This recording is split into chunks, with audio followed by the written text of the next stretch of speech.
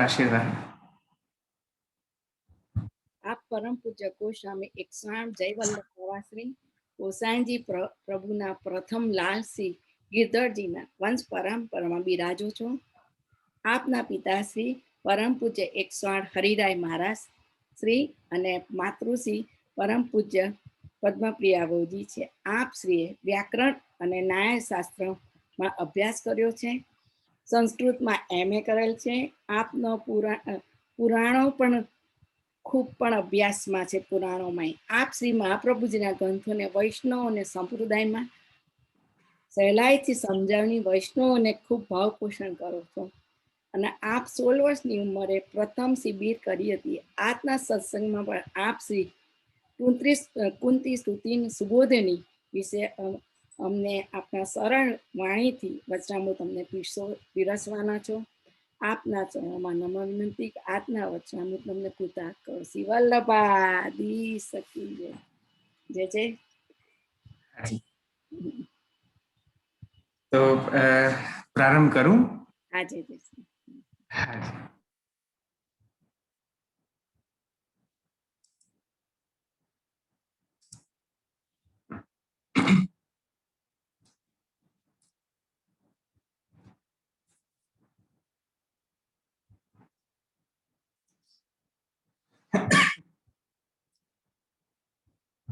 सौंदर्यं निजगतं प्रकटितं श्रीगूढभावात्मकं पुंरूपं च पुनस्तदन्तर्गतं प्रावेविशत्स्वप्रिये संश्लिष्टावुभयोर्बभौ रसमयः कृष्णो यत्साक्षिकं रूपं तत्त्रित्यात्मकं परमविध्येयं सदा वल्लभम्। नमो भगवते तस्मै कृष्णाय अद्भुतकर्मणे रूपनाम विभेदेन जगत्क्रीडति यो यतः। नमामते देवपदारविन्दं प्रपन्नतापोपशमातपत्रं यन्मूलकेतायतयोञ्जसोरु संसारदुःखं बहिरक्षिपन्ति।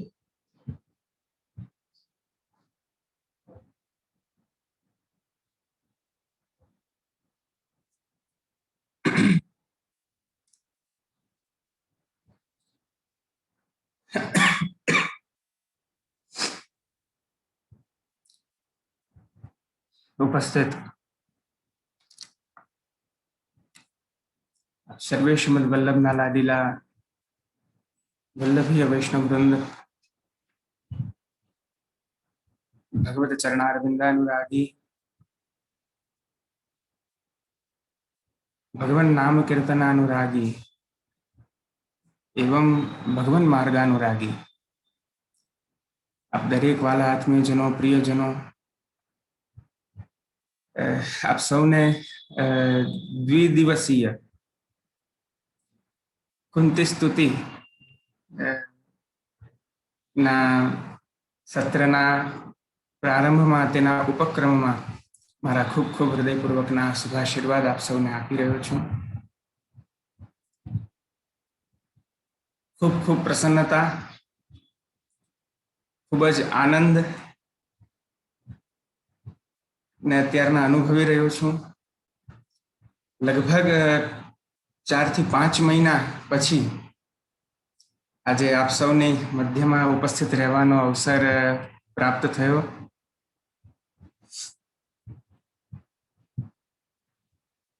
श्रीजी मंदिर अंतर्गत श्रीनाथ जी वचनामृत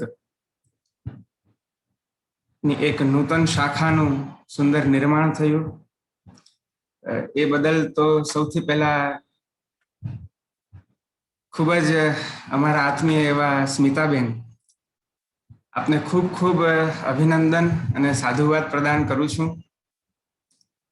હવે તો મને એવું લાગે છે કે આ 2 વર્ષ થઈ ગયા, 2 વર્ષ થઈ ગયા આપની આ અખંડ સત્સંગ યાત્રા જે ચાલી રહી છે એને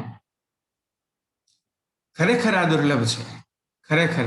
અને જ્યારે ભગવત કૃપા હોય, આની પૂર્વમાં પણ 3 દિવસ ગોપી ગીતના જે 3 સેશન આપણે લીધેલા એમાં પણ મેં 9 દિવસ આપ સૌને આજ કહ્યું હતું। એ પછી પણ એક દિવસ આવ્યો ત્યારે પણ કહ્યું ને આજે પણ કહી રહ્યો છું ને આગળ પણ કહેતો રહીશ કે આ ભગવત કૃપાનું જ ફળ છે, આ ભગવત કૃપાથી જ સંભવ છે।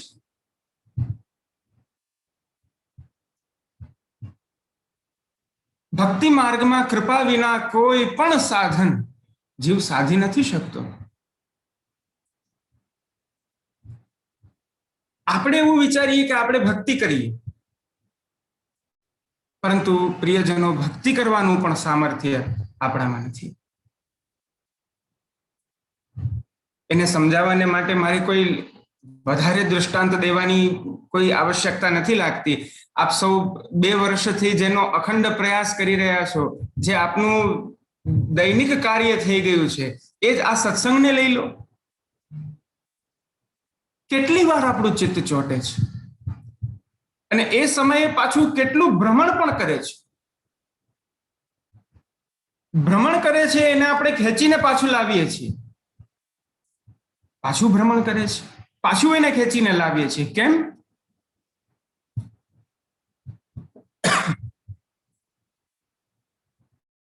આપણું સામર્થ્ય નથી.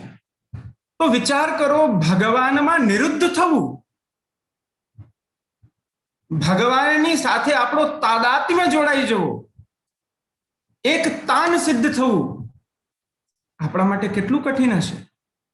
હું તો એમ કહું, અસંભવ જ છે. જો એમની કૃપા થાય અને ભગવાન ઈચ્છે, પ્રભુ ઈચ્છા કરે તો જે સંભવ છે, અન્યથા તો અસંભવ છે.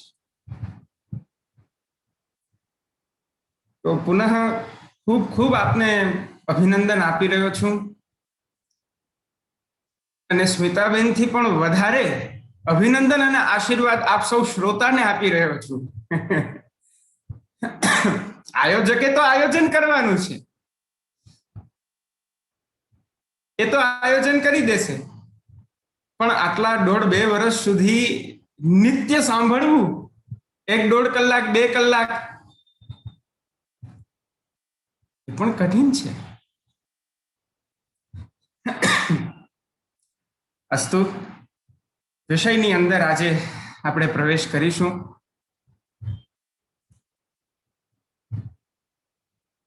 પ્રથમ સ્કંધ, શ્રીમદ ભાગવતજીના પ્રથમ સ્કંધની અંતર્ગત 8મા અધ્યાયનો આ વિષય છે. કુંતીજીએ પ્રભુની સ્તુતિ કરી છે 26 શ્લોકો દ્વારા.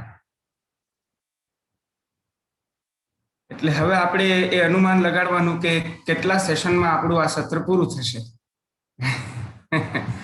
ખૂબ જ મોટો વિષય છે. એક આનો ઉપરથી આપને પરિચય કરાવું. ભાષા શ્રી મહાપ્રભુજીએ ખૂબ જ પ્રમાણરૂપ આમાં નિરૂપિત કરી છે. ગોપી ગીતમાં જે સરળતા હતી, ગોપી ગીતમાં જે રસ હતો, ગોપી ગીતમાં જે સહજ માધુર્ય હતું, એ અહીં સહજમાં પ્રકટ નહીં થાય. કારણ કે એ પ્રભુની રસમય લીલા હતી. ત્યાં પ્રભુનું પ્રમેય સ્વરૂપ છે. ત્યાં ભક્તોએ માપી લીધા છે ભગવાનને કે રસો વૈસહ, પ્રભુ આપ ભલે ગમે તે કહો, પણ અમે જાણી ગયા છીએ કે આપ પરબ્રહ્મ તો છો, પણ એની સાથે સાથે આપ રસરૂપ પણ છો. બસ આટલું કહેતા પ્રભુએ પોતાના સ્વરૂપનું સારલ્ય, સહજતા, કૃપારૂપી પ્રભુનું એક પ્રભુના સ્વભાવનું ઔદાર્ય ત્યાં પ્રકટ કરી દીધું.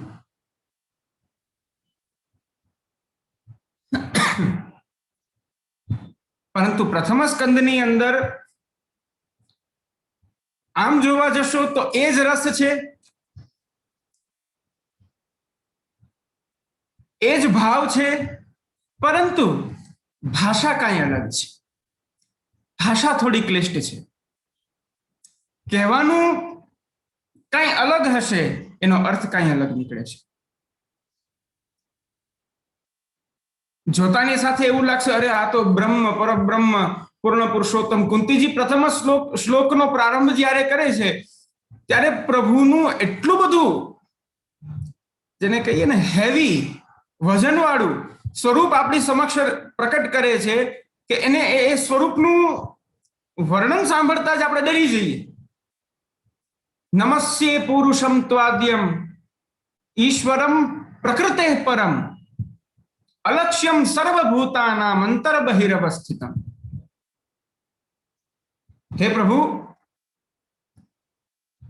આપ કોણ છો? આપ તે આદિ પુરુષ છો. જ્યારે અનંત બ્રહ્માંડોની રચના નથી થઈ એ પહેલા પણ જે તત્વ વિરાજમાન છે એ આપ છો. સર્વના આદિ છો. આદિ અર્થાત આપ જ મૂળભૂત સ્વરૂપ છો. આપનાથી જ સર્વ કાંઈ છે. પરમ આદિ છો આપ. પણ એની સાથે સાથે આપ ઈશ્વર પણ છો. ઐશ્વર્યોને પણ ધારણ કરનારા છો. પણ પ્રકૃતિથી પરે છો. હવે પાછી આનાથી પણ અઘરી વાત કરે છે, અલક્ષ્યમ. આપ ક્યારેય કોઈને દેખાતા નથી. આપ સર્વના આદિ છો. આપ વર્તમાનમાં પણ છો, ભવિષ્યમાં પણ છો અને ભૂતમાં પણ છો. જગતની અંદર પણ છો અને જગતની બહાર પણ છો. સર્વત્ર આપની સત્તા વિદ્યમાન છે. પરંતુ અલક્ષ્યમ, આપ દેખાતા નથી. જીવ ગમે તેટલો પ્રયાસ કરે પરંતુ આપને જોઈ નથી શકતો. હવે હું આપ સૌને એમ કહું, આપની સમક્ષ અત્યારે જે કોઈ પણ પદાર્થ આપના ઘરની અંદર હશે, આપના સ્ક્રીન ઉપરથી આમ દૃષ્ટિ હટશે એટલે તરત જ ત્યાં જ્યાં દૃષ્ટિપાત થશે જે પ્રસ્તુત પદાર્થ છે એ આપને નયન ગમ્ય થશે. એ આપના આંખમાં ગોચર થશે. આપ એને જોઈ શકશો. કેમ? કેમ કે એની સત્તા છે, એની ત્યાં ઉપસ્થિતિ છે. એ પોતાના નામ રૂપ કારણ વગેરેથી ત્યાં પોતે વિદ્યમાન છે એટલે એને જોઈ શકીએ છીએ. તો એ સર્વ જગતના જડ પદાર્થો, એ જડ પદાર્થોને પોતાના ઉપયોગમાં લેનારો એ જીવ, અને એ જીવની સાથે આખું આ જગત, આ આખું બ્રહ્માંડ, આ આખું વિશ્વ એ જેનામાં છે, જેનામાંથી પ્રકટ થાય છે, જેની કૃપાથી સ્થિર રહે છે, છેલ્લે જેમનામાં લય પામે છે, જે એની અંદર પણ છે, જે એની બહાર પણ છે, જે એનું મૂળભૂત કારણ છે, જે એનું કાર્ય છે, એવા બ્રહ્મ, એવા પરબ્રહ્મ પૂર્ણ પુરુષોત્તમ ભગવાન, આટલી મહત્તમ સત્તા જ્યારે ભગવાનની હોય તો ભગવાન કેમ નથી દેખાતા?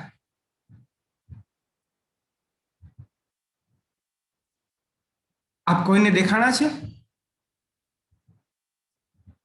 ભાગવતજીમાં બહુ સુંદર લખ્યું છે.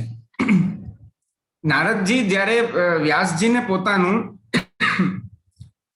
પૂર્વ ચરિત્ર કહી રહ્યા છે તો એની અંદર પોતે છેલ્લે ઉપસંહાર કરતા કહે છે, પ્રગાયત સ્વવીર્યાણી તીર્થપાદ પ્રિયશ્રવાહ આહૂત ઇવ મે શીઘ્રમ દર્શનમ યાતિ ચેતસી. આ પ્રભુનું સ્વરૂપ છે, આ પ્રભુની લીલા છે, જે ક્યારેય એવું ના હોય કે નારદજી માટે થઈ આપણા માટે ના થાય, નારદજી માટે થઈ વ્યાસજી માટે નહીં થાય, નારદજી માટે થઈ તો ધ્રુવજી માટે નહીં થાય, એવું નથી. સમોહમ સર્વભૂતેષુ. ભગવાન કહે છે હું પ્રત્યેક જીવો માટે હું સમાન છું, મારા માટે પ્રત્યેક જીવો સમાન છે, હું ભેદભાવ નથી કરતો. તો નારદજી શું કહી રહ્યા છે? જ્યારે જ્યારે પ્રભુના ગુણોનું હું અવગાહન કરું છું તો એ પ્રભુ કેવા છે? જેમના ચરણમાં સકલ તીર્થો વિદ્યમાન છે, જેમના ચરણોથી આ આખા જગતની અંદર તીર્થો બન્યા છે, અને જેમને પોતાના ગુણોનું શ્રવણ કરવું અતિશય પ્રિય છે, એવા ભગવાન મારા દ્વારા ગવાયેલા ગુણગાનથી, અવગાહનથી પ્રસન્ન થઈને જેમ કોઈ વ્યક્તિ બીજા વ્યક્તિને બોલાવે, એ ભાઈ જરા આવજો તો સ્વાભાવિક છે કે ત્યાં જઈને કહેશે કે હાજી શું કામ હતું? એમ જેમ જે પ્રકારે કોઈને બોલાવીને કોઈ આવી જાય, જાણે એ પ્રકારે કે હું ગુણગાન કરું છું તો પ્રભુ એવું માની રહ્યા છે કે આ મને બોલાવે છે, અને પ્રભુને બોલાવ્યા છે એવું માનીને પ્રભુ નારદજીના હૃદયમાં પધારી એમના ચિત્તની અંદર વિરાજી અને દર્શનમ યાતિ, દર્શન પ્રદાન કરે છે.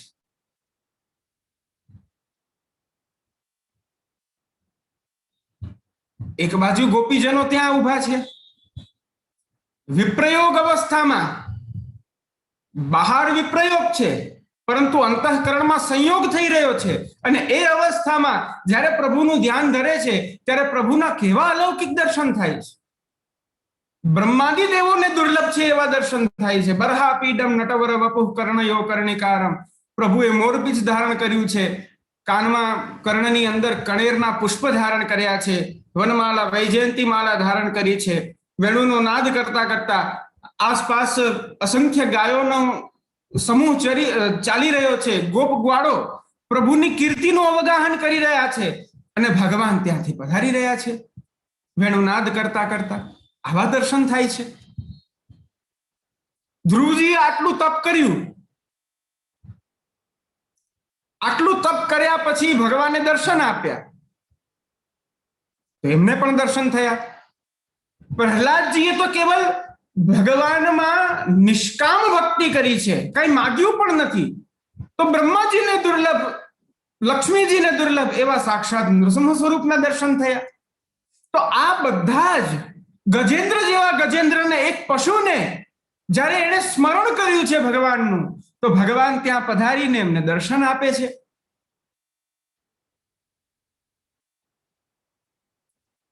આટલા પ્રસંગોની અંદર પ્રભુના દર્શન કર્યા છે બધાએ.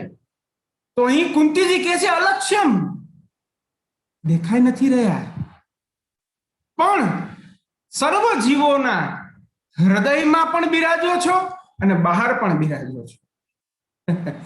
કેટલી બે વાતોને સિદ્ધ કરનારો આ શ્લોક છે. જાણે ભગવાન છે પણ ખરી પરંતુ દેખાતા પણ નથી. દેખાતા નથી એનો મતલબ એવો નથી કે પ્રભુ છે નહીં, પ્રભુ તો છે. એટલે આની સુબોધિની પણ બહુ ક્લિષ્ટ છે. શ્રી મહાપ્રભુજીએ ખૂબ જ પ્રમાણરૂપ ભાષાનો આપે પ્રયોગ કર્યો છે.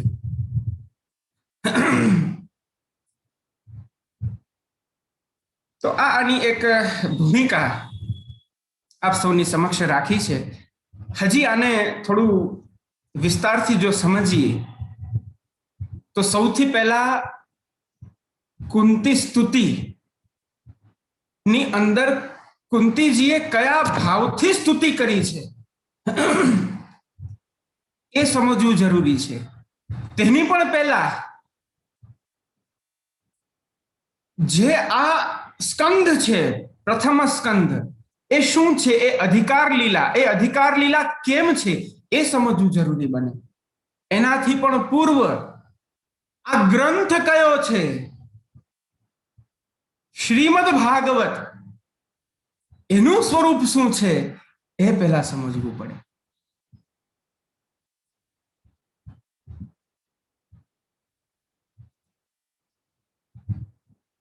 લોકની અંદર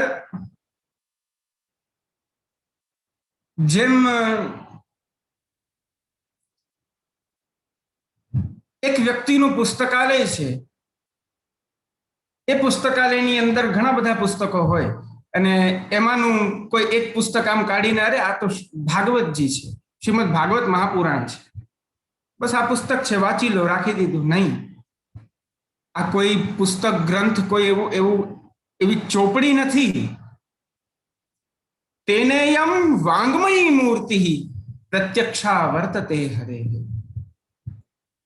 સાક્ષાત પરબ્રહ્મ પૂર્ણ પુરુષોત્તમ ભગવાન શ્રી કૃષ્ણની આ વાંગમય મૂર્તિ, વાંગમય સ્વરૂપ છે.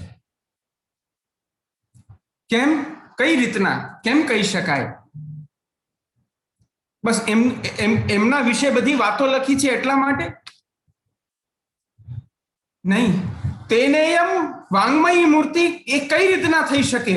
તો કહ્યું સ્વકીયમ યદ ભવેત તેજઃ તચ્ચ ભાગવતે દધાત તિરોધાય પ્રવિષ્ટોયમ શ્રીમદ ભાગવતાર્ણવમ.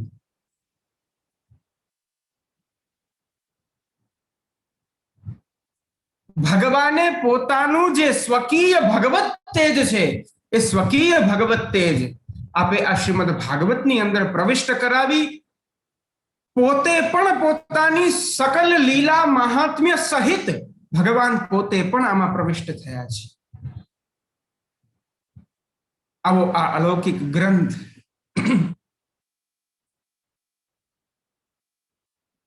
શ્રીમદ ભાગવતજીનો વર્ણ્ય વિષય શું છે? તમે પ્રથમ સ્કંદ થી લઈને 12મા દ્વાદશ સ્કંદ સુધી જ્યારે જોશો તો એની અંદર એક જ વસ્તુનું નિરૂપણ થયું છે, ભક્તિ. આ ભક્તિ ગ્રંથ છે, આ ભક્તિ શાસ્ત્ર છે. કર્મ જ્ઞાન વગેરે બધાની વાતો આવે છે, પરંતુ આ જ ગ્રંથની અંદર પછી કર્મની વાત કરીને કર્મને પણ કહ્યું કે નહીં, આ કર્મ પણ ત્યાં સુધી જીવને લઈ જાય એ શક્ય નથી, આ જ્ઞાન પણ જીવને ત્યાં સુધી લઈ જાય એ શક્ય નથી. કેવલ ભક્તિ જ એવી છે જે જીવને પ્રભુ પાસે લઈ જાય છે, પ્રભુની નિકટ લઈ જાય છે. પ્રભુને પ્રાપ્ત કરવા માટેનું સર્વોત્તમ સાધન એ ભક્તિ જ છે, એવું નિરૂપિત કરનારું આ શાસ્ત્ર છે. યદ ભાગવત માહાત્મ્યમ ભગવદ ભક્તિ વર્ધનમ. શ્રીમદ ભાગવતના શ્રવણથી શું થશે? શ્રીમદ ભાગવતના શ્રવણથી સ્વર્ગાદી લોકોની પ્રાપ્તિ નહીં થાય, ઐશ્વર્યોની પ્રાપ્તિ નહીં થાય, ધન સમૃદ્ધિ ધન ધાન્યની સમૃદ્ધિ નહીં થાય, પરંતુ કેવલ હૃદયમાં ભગવદ ભક્તિનું વર્ધન થશે, ભગવદ ભક્તિની પ્રાપ્તિ થશે. ને આપણને એ જ તો જોઈએ છે.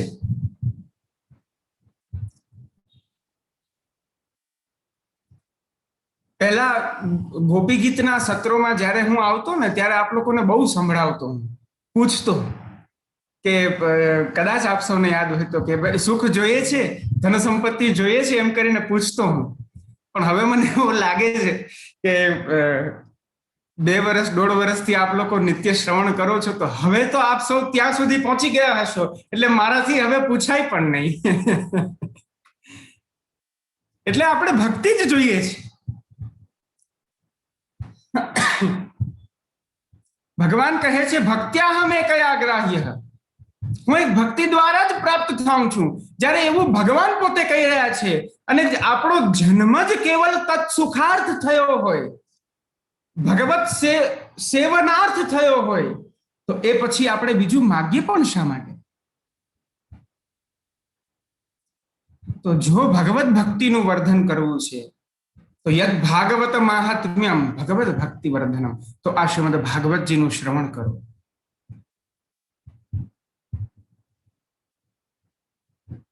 આની મહત્તા શું છે? તો કહ્યું યસ્યામ વૈ શ્રૂયમાણાયામ. આહા, એટલી અદ્ભુત વાત કરી છે. આપણે પ્રભુને પ્રાપ્ત કરવાને માટે દોડીએ છીએ, ભાગીએ છીએ, અને ત્યાં સુધી કે આપણે એકબીજાની જ ઈર્ષા કરી લઈએ છીએ.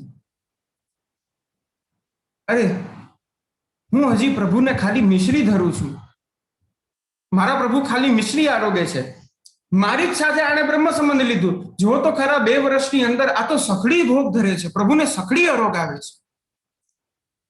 બંને સમયની સેવા પહોંચી, અષ્ટયામ સેવા પહોંચે છે. મારે પણ એની એ જ્યાં છે ત્યાં પહોંચી જવું છે, થતું હોય છે. આ આપણા જીવ સ્વભાવની એક આ સહજ ચેષ્ટા છે. આપણા માટે બહુ બહુ મોટો આ એક દોષ હોય કે આપણામાં ઈર્ષા છે, માત્સર્ય છે, પરંતુ પ્રભુ માટે આ બહુ મોટો દોષ નથી.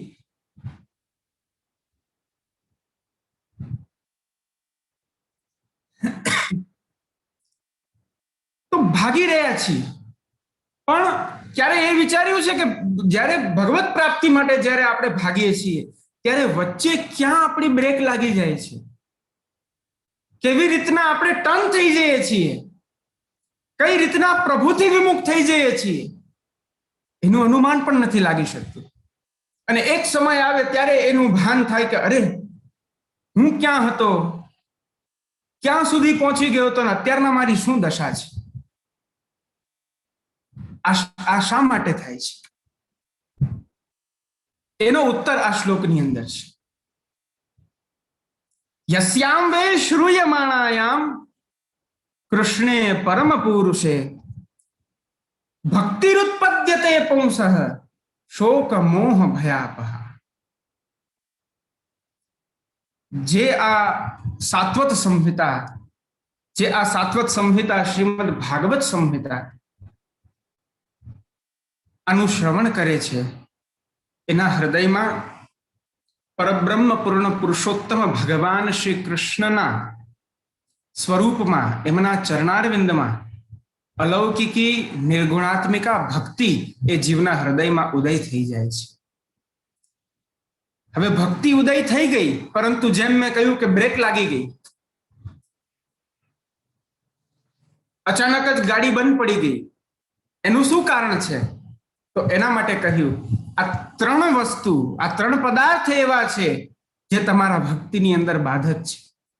એ ક્યારે આપણો ગ્રાસ કરી જાય છે આપણને પણ ખબર નથી હોતી. એક છે શોક, ધ્યાનથી સાંભળજો. એક છે શોક, એક છે મોહ અને એક છે ભય. શોક, મોહ અને ભય આ ત્રણ એવા પદાર્થો છે જે ભક્તિના સૌથી મહત્વના પ્રતિબંધકો ગણાય.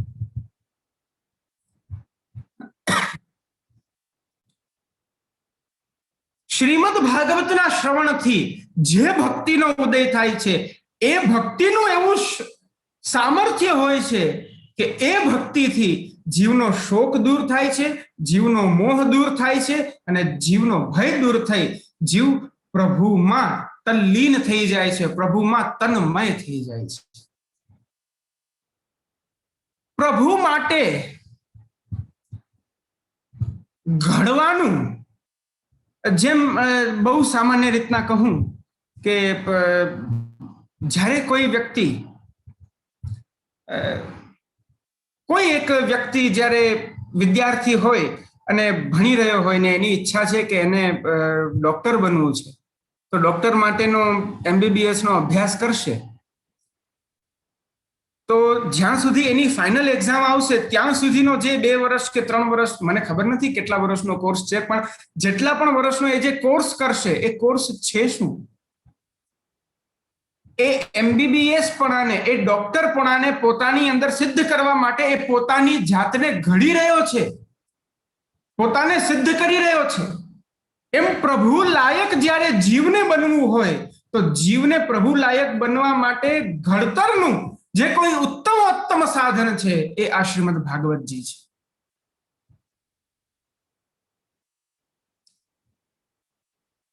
એક છે શોક, એક છે મોહ અને એક છે ભય. મને સ્મિતાબેને કહ્યું હતું હમણાં થોડા દિવસ પહેલા જ્યારે વાત થઈ કે આરામથી અમારે સાંભળવું છે, વિસ્તારથી સાંભળવું છે, એટલે આજે સમય એનું કાર્ય કરશે પણ હું ઉતાવળ નહીં કરું.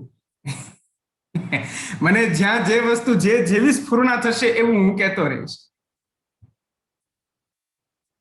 શોક, મોહ અને ભય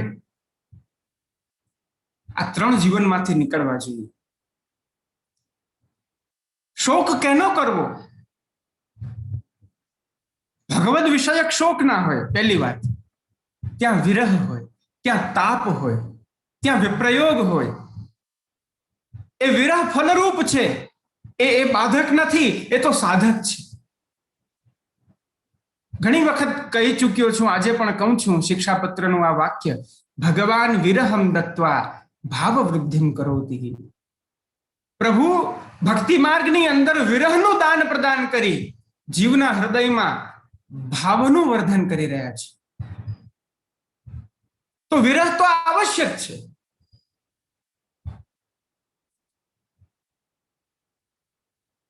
શોક અને વિરહમાં બહુ તફાવત છે, બહુ તફાવત છે. શોક અર્જુન કરી રહ્યો છે, કુરુક્ષેત્રની અંદર કરી રહ્યો છે.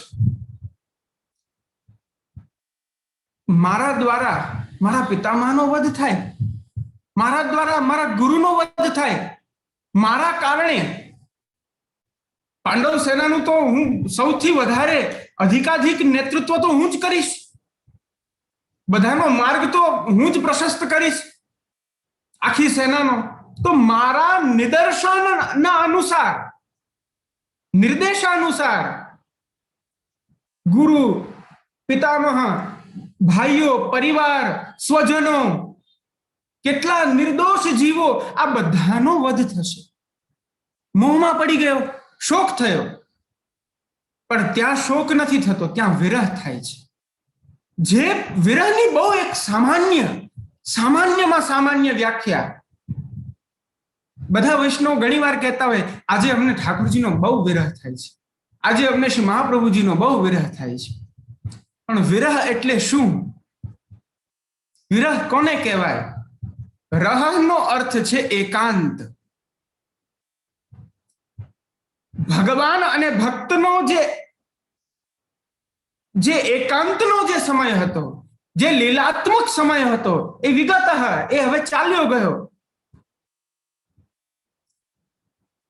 અર્થાત સંયોગ લીલાનો જ્યાં અભાવ થઈ જાય છે, ત્યાં વિપ્રયોગ રસ પ્રારંભ થાય છે, ત્યાં વિરહ રસ પ્રારંભ થાય છે. અર્જુન આ બાજુ કહે છે, નહીં, હું નહીં લડું. ભગવાન કહે છે, તું લડ, તું યુદ્ધ કર, શોક ન કર. અરે તું કોને મારી રહ્યો છે? તું કોઈ વ્યક્તિને મારી રહ્યો છે? નહીં, એ વ્યક્તિ તો પહેલેથી જ મરેલો હતો, એનું તો કશું જીવન જ ન હતું. એ તો આ એક ક્ષણભંગુર દેહને લઈને આવ્યો હતો, એક દિવસ એને છોડી દેવાનો હતો. પણ એની અંદર જે વિદ્યમાન છે, એ જે દેહી આત્મા, એ અમર છે, એ અવિનાશી છે, એનો કદી નાશ નથી થતો. અવ્યક્તોયમ અચિંત્યોયમ અવિકાર્યોયમ ઉચ્યતે. તે અવિનાશી છે. તું શોક નહીં કર.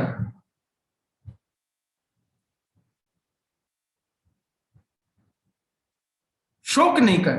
અને આ બાજુ વ્રજભક્તો જ્યારે પ્રભુના તાપમાં તડપી રહ્યા છે, ત્યારે ભગવાન શું કહી રહ્યા છે? આ બાજુ અર્જુનને શોક કરવાની ના પાડી છે, ને પેલી બાજુ વ્રજભક્તોને કહે છે કે હજી તડપો, હજી વિરહ કરો. કેમ? શા માટે? હે પ્રભુ, આપને ભજવા એ અમારો કોઈ ગુનો હતો? એ અમારો અપરાધ હતો કે અમારે આ રીતના દુઃખી જ રહેવાનું છે આપના વિના? ભગવાન કહે નહીં. જો સાંભળો, યથા ધનો લબ્ધ ધને વિનષ્ટે. જેમ કોઈ એક વ્યક્તિ પાસે ઘણું બધું ધન થઈ જાય ને, હવે ધન થવા જ લાગે, થતું જ રહે, તો એને એ ધનની કિંમત ના હોય. પણ જો એક દિવસ એ ધન ક્યાંય ચાલ્યું જાય, થોડા દિવસો માટે નિર્ધન થઈ જાય, તો એને એ ધનની કિંમત થશે. એના હૃદયમાં વેલ્યુ થઈ જશે કે અરે ના, એ જે ધન હતું ખરેખર મને તારનારું હતું, પણ હવે મારું કઈ નહીં થાય, હવે મારું પૂરું થઈ ગયું. પણ પાછું જો કોઈ ને કોઈ એના ભાગ્યનો કોઈ એવો બદલાવ થાય અને એને ધન પાછું મળી જાય, પછી એને છોડશે નહીં. પેલા એક કી થી બંધ થતું હતું, પછી 2 કી, 4 કી, કેટલી બધી રાખશે, ને પછી એકદમ સાચવીને રાખશે. કેમ? હવે કિંમત થઈ, હવે એનું મૂલ્ય સમજાણું. આ છે વિરહ.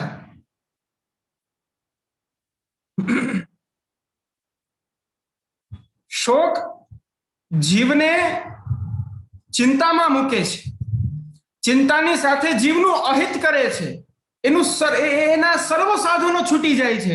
અને વિરહની અંદર સર્વ સાધનો એને ભગવત પ્રાપ્તિની માટે એને સપોર્ટ કરે છે.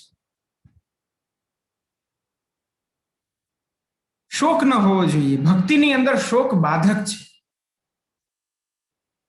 આપણા લૌકિક દુઃખોથી આપણે ત્રસ્ત થઈને ઘણી વખત પ્રભુથી વિમુખ થઈ જઈએ છીએ, એ દુઃખોને ગણીએ છીએ, પ્રભુની કૃપાને નથી ગણી રહ્યા. તો પ્રિયજનો, ત્યાં આપણી વૈષ્ણવતા હજી કાચી છે. મહાપ્રભુજીના વચનામૃતને યાદ કરો. વિવેકસ્તુ હરિ સર્વમ નિજેચ્છાતા કરિષ્યતિ. ભગવાન જે કંઈ પણ કરશે પોતાની નિજ ઈચ્છાથી કરશે, અને જે કંઈ પણ થવાનું છે મારા હિતનું જ થશે. અને જો આવું વિચારતા પણ જો દુઃખ આવી જાય, આપણી ઉપર હાવી થઈ જાય, તો શું કરવું? તો એનો શું ઉપાય? તો શ્રી મહાપ્રભુજી કહે છે, સાંભળો વાલા વૈષ્ણવજનો, ત્રિદુઃખ સહનમ ધૈર્યમ. આધિ ભૌતિક, આધ્યાત્મિક, આધિ દૈવિક ત્રણેય પ્રકારના દુઃખો જો કદાચ આવે પણ તો એને સહન કરવા, ધૈર્યપૂર્વક સહન કરવા. જ્યાં સુધી આ દેહમાં પ્રાણ છે ત્યાં સુધી એને સહન કરવા.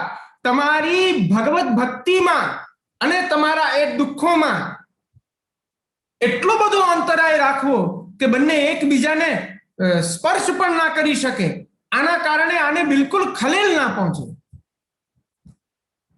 ભક્તિ એ હૃદયનો વિષય છે અને દુઃખ એ તો ભાગ્યનો વિષય છે.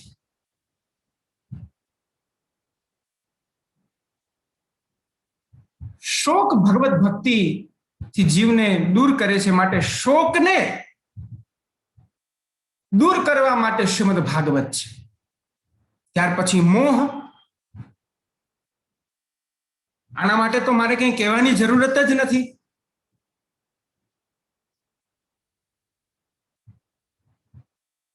બસ મોહ. આ મારું છે,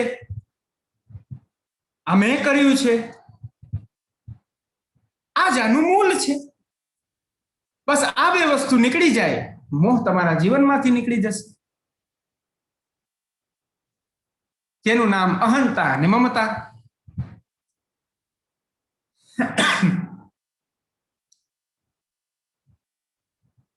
મારા પણ જુઓ, વ્રજભક્તોનો અને વ્રજવાસીઓનો સામાન્યમાં સામાન્ય પોતાને લગતો પણ મોહ ભગવાને છોડાવ્યો છે, જેને અવિદ્યાના 5 પર્વ કહ્યા છે. બીજામાં તો મોહ હોય એ તો વાત અલગ છે, પરંતુ પોતાનો જે મોહ હતો કે પોતે પ્રાણ છે, પોતે એક દેહ છે, પોતે એક ઇન્દ્રિય છે, પોતે એક અંતઃકરણ છે, પોતે જે મૂળ એનું સ્વરૂપ છે, સ્વરૂપને ભૂલી અને બીજા જ સ્વરૂપનું પરિકલ્પન પોતાનામાં કરે છે, જેને આપણે દેહાધ્યાસ, ઇન્દ્રિયાધ્યાસ, અંતઃકરણાધ્યાસ, પ્રાણાધ્યાસ, સ્વરૂપ વિસ્મૃતિ કહીએ છીએ. આ સર્વની નિવૃત્તિ ભગવાને કરાવી. ભગવાન ગીતામાં કહે છે ને, ધીરસ્તત્ર ન મુહ્યતિ. જે ધીર પુરુષ છે, જેણે મારા ચરણ પકડ્યા છે, એ ક્યારેય કોઈ બાબતમાં મોહિત નથી થતા.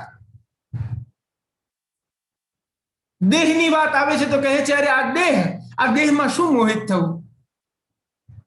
આ દેહની તો અલગ અલગ અવસ્થાઓ છે. બાલ્યાવસ્થા, કુમારાવસ્થા, યુવાવસ્થા, તરુણાવસ્થા, વૃદ્ધાવસ્થા અને છેલ્લે મૃત્યુ. અરે આમાં શું મોહિત થવું? પરંતુ નહીં, જેણે સંસારમાં ગમન કર્યું છે એના માટે તો મોહ જ છે.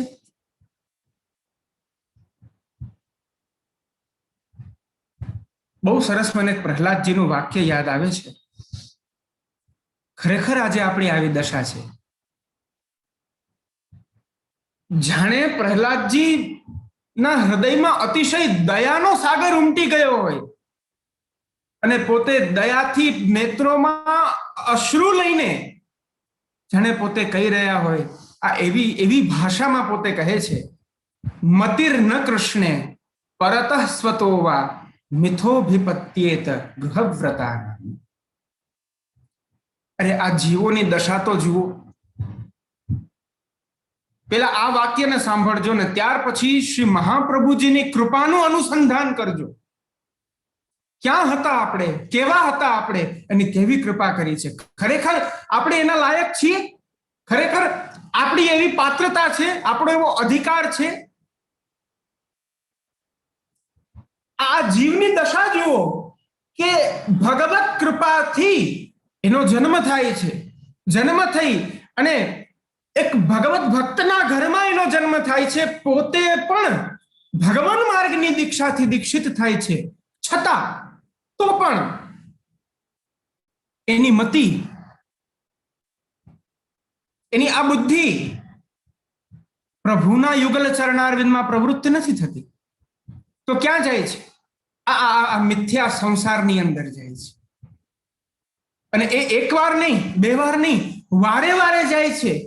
એનું દૃષ્ટાંત આપતા કહે છે કે જેમ કોઈ એક વ્યક્તિ એક કોળિયો મુખમાં મૂકે છે, કોળિયો મુખમાં મૂકી અને એને ચાવે છે. ચાવ્યા પછી આપણું કાર્ય શું છે કે એને ગળી જવું, પરંતુ નહીં, એ ચાવેલાને જ ચાવી રહ્યો છે. ચરવિત ચરવણા નામ. એ જ આ સંસાર, એક જન્મની અંદર આ સંસારના પ્રત્યેક પદાર્થોને આપણે જોયા, પ્રત્યેક પદાર્થોને જોઈ અને એ પ્રત્યેક સંબંધોને અનુભવ્યા. એ જન્મ પૂરો થયો, પાછો માનુષ જન્મ મળ્યો, વિસ્મૃતિ થઈ ગઈ, પાછી એ જ કાર્ય કર્યું. એમ કેટલા જન્મો, કેટલા જન્મો.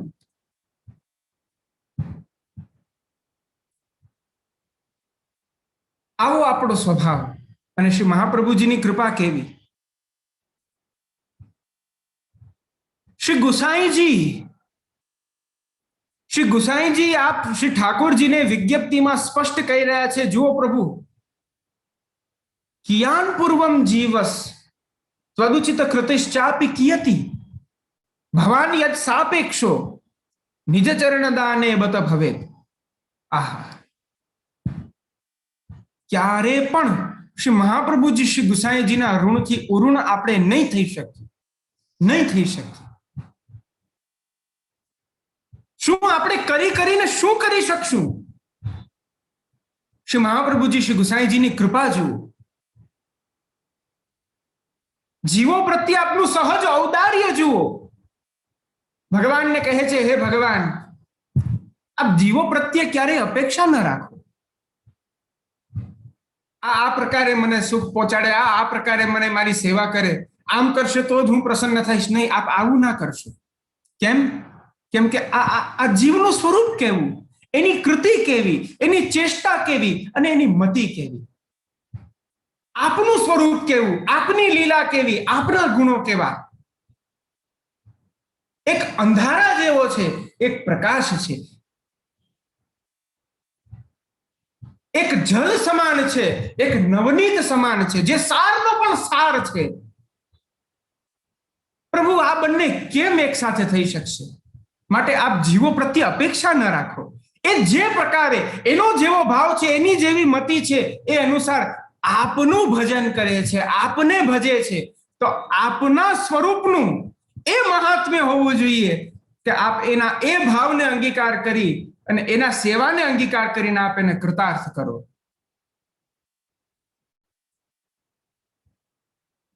જો આ વાતને આપણે હૃદયમાં લઈ અને કૃતકૃત્ય ન થઈ શકીએ, તો હું આપને અનુમતિ અને આજ્ઞા આપું છું કે જાઓ અન્ય માર્ગમાં, અને અન્ય માર્ગમાં જઈને એ માર્ગને અનુભવો, એની ક્લિષ્ટતાને જુઓ. યદ્યપિ આ માર્ગ પણ અતિશય ક્લિષ્ટ છે, અતિશય ક્લિષ્ટ છે, પરંતુ શ્રી મહાપ્રભુજી અને શ્રી ગુસાઈજી આપ આને અતિશય સરળ બનાવી રહ્યા છે જીવોને માટે. તો મોહ જે જીવને સંસારની અંદર મૂકે છે, એમાંથી નીકળવું હોય તો એક છે ભગવત શરણ. ભગવત શરણનું સતત અનુસંધાન રહેવું. તસ્માત સર્વાત્મના નિત્યમ શ્રી કૃષ્ણ શરણમ મમ વદદ્ભિરેવ સતતમ સ્થેયમિત્યેવ મે મતિઃ. આ પ્રકારે જ્યારે સતત કૃષ્ણ નામનું સ્મરણ આપણા હૃદયમાં રહે, તો આ મોહમાંથી જીવ નીકળી શકે છે. બીજો વિકલ્પ છે ભગવદીઓનો સંગ. ભગવદીઓના સંગથી આ સંભવ છે. અને આ બંનેથી જો ન થઈ શકે તો ત્રીજો વિકલ્પ છે પ્રભુ કૃપા. જો પ્રભુ કૃપા હશે, પ્રભુની ઈચ્છા હશે કે તમારું વરણ પ્રભુને કરવું છે, તો સહજતાથી તમારા લૌકિકની અંદર જેમાં તમારો મોહ છે એમાં તમને એટલા આમ ગોળ ગોળ ગોળ ગોળ ફેરવશે કે જીવ કંટાળી અને એમાંથી આસક્તિ કાઢી નાખશે. આ કુંતીજીની આવી જ દશા છે.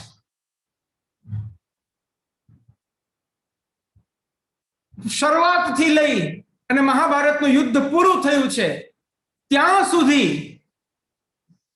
પ્રભુની લીલામાં પોતે પોતાના એ સાંસારિક મોહની અંદર આગળ પાછળ આમ ઘૂંટાતા જ રહ્યા છે. પેલી કે ને આમ ગોળ ગોળ ગોળ આટી ઘૂંટી આમ ગોળ ગોળ થયા જ કર્યા છે. પ્રાતઃકાલથી રાત્રિ પર્યંત લૌકિક સંસારને લઈને અશ્રુપાત સિવાય એમણે બીજું કાંઈ નથી કર્યું. છેલ્લે એમને સમજાય છે ક્યારે? અરે બધું પૂર્ણ થઈ ગયું. યુધિષ્ઠિરને 3 વખત ભગવાને અશ્વમેધ યજ્ઞ કરાવી, સર્વ દોષોથી વિમુક્ત કરાવી, હસ્તિનાપુરના રાજ્યમાં બેસાડ્યા.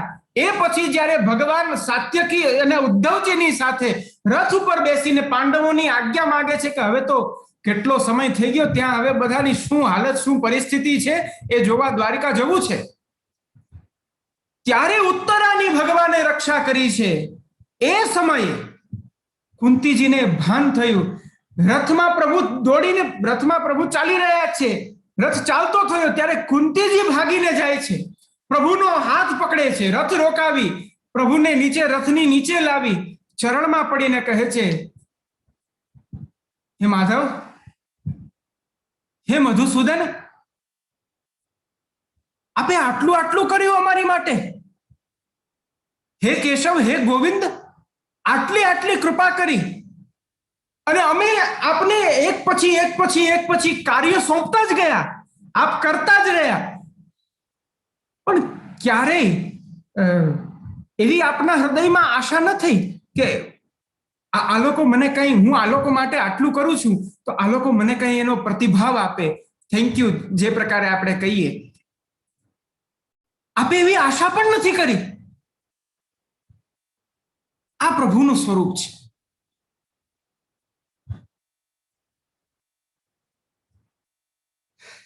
અસ્તુ.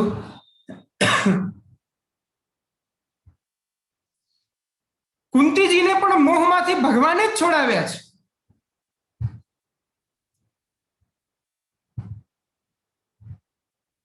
ત્યાર પછી કહે છે, ભય બધાને છે, બધાને ભય છે. સંસારનો, પોતાના સાંસારિક પરિવારજનો, બાંધવાદીના અશુભનો ભય, એમના અહિતનો ભય, એમના દ્વારા કદાચ વ્યક્તિગત પોતાનું અહિત થાય એનો ભય, છેલ્લે કાળ ભય. તમે જુઓ ને કેટલા કેટલા ભય આપણે આપણા સંસારની અંદર જોઈ શકીએ છીએ. કેટલા કેટલા અત્યારે તો મને સૂઝી નથી રહ્યું, યાદ નથી આવી રહ્યું, પણ આપ સૌ વિચારશો તો આપને થશે કે નહીં, આ પણ એક ભય છે, આ પણ એક ભય છે.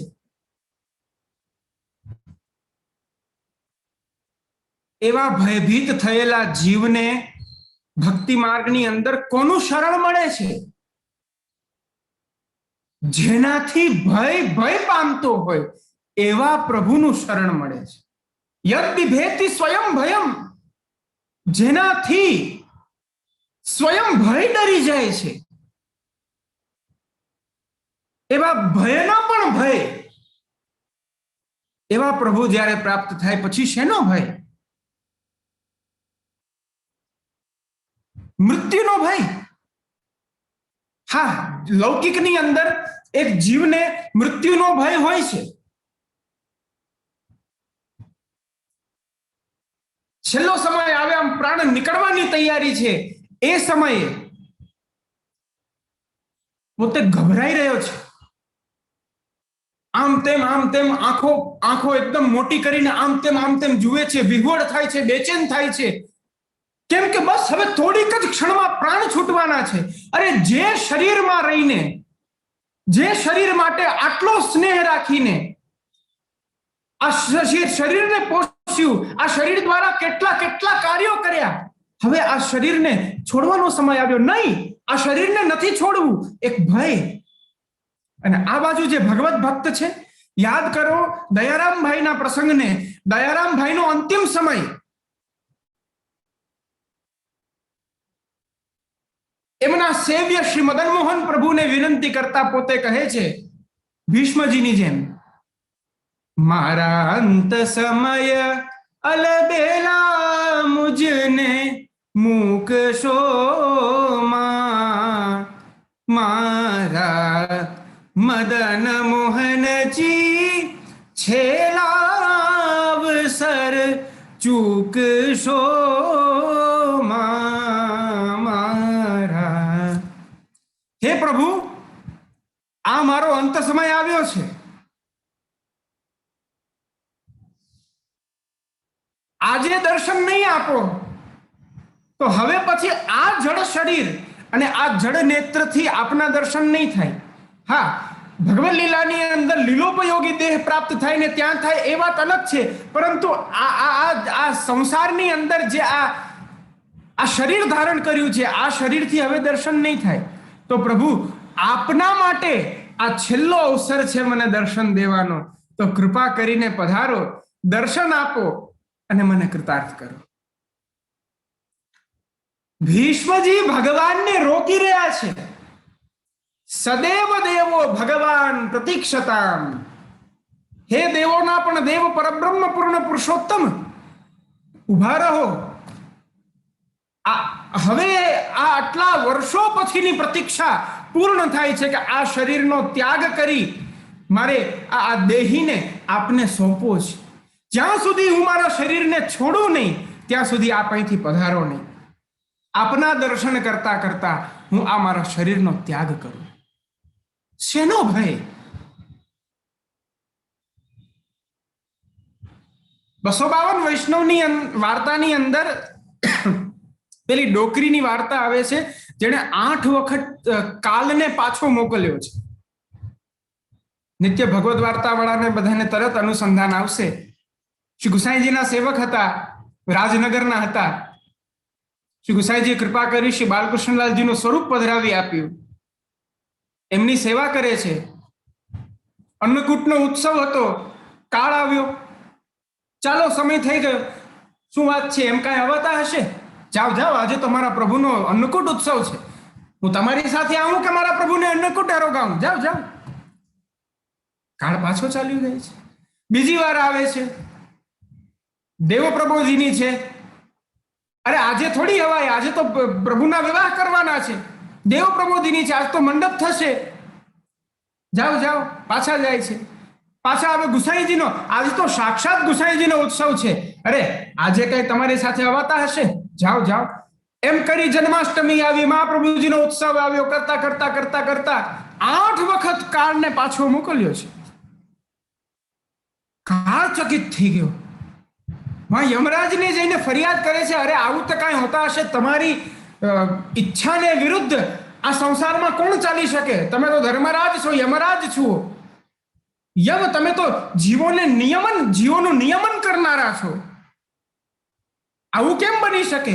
યમરાજ કહે, ભાઈ આ બીજા બધા માટેની વાત છે.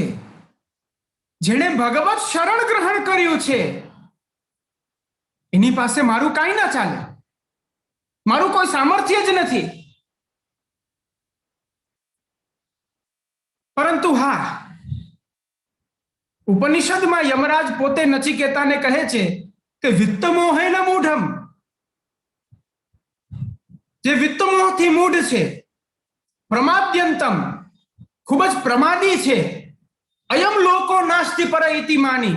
અરે જે છે આજ સંસાર છે ને બસ અહીંયા જીવી લો, આવો જેનો મત છે, પુનઃ પુનર્વશમાં પદ્યતે મેં, એવો જીવ નિત્ય નિરંતર મારા વશમાં આવે છે.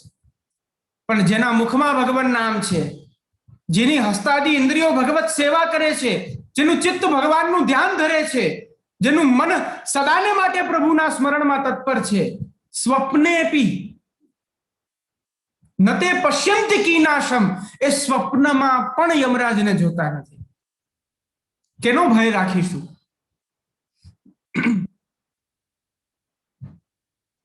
બીજા ભયની વાત કરીએ.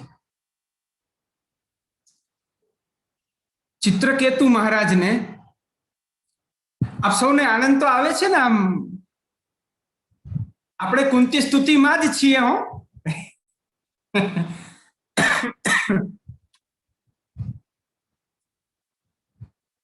સમજાઈ રહ્યું છે? બહુ ક્લિષ્ટ નથી લાગતું ને?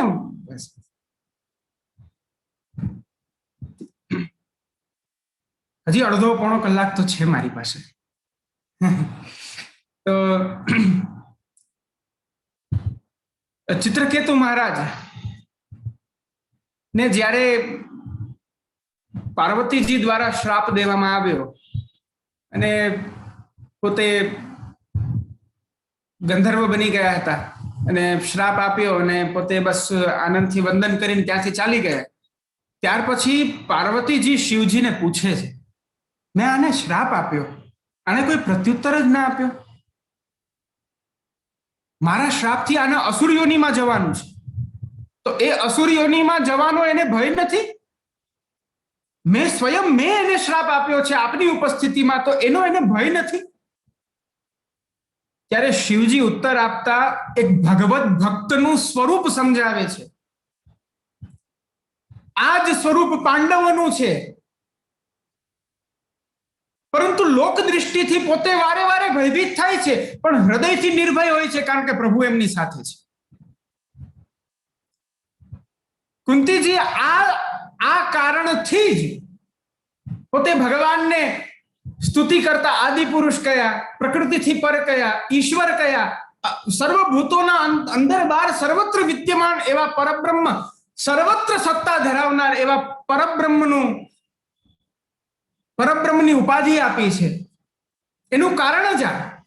શિવજી કહે છે, નારાયણ પરા સર્વે ન કુતશ્ચન બિભ્યતિ, સ્વર્ગાપ વર્ગ નરકે સ્વપી તુલ્યાર્થ દર્શિનઃ. જે ભગવાનમય થઈ ગયા છે, જે પ્રભુના થઈ ગયા છે, હે દેવી, એ આપણા કોઈથી ડરે નહીં. અરે તો ભગવાનથી પણ ના ડરે, કારણ કે એને ખબર છે કે પ્રભુ ક્યારે પોતાના ભક્તોનું અહિત નથી કરતા. શેનો ભય? સ્વર્ગ હોય, નર્ક હોય, બ્રહ્મલોક હોય કે ગમે ત્યાં હોય, એ નિર્ભય થઈને ફરે છે, કારણ કે મસ્તક ઉપર એ ચરણ કોના છે? પ્રભુના છે. માટે શોક મોહ ભયથી દૂર કરનારું આ શાસ્ત્ર છે. પ્રથમ સ્કંધ અધિકાર લીલા, શ્રી ઠાકોરજીનું દક્ષિણ ચરણ. અધિકાર એટલે શું? શા માટે આ સ્કંદને અધિકાર કહેવામાં આવે છે? ભક્તિની અંદર જીવને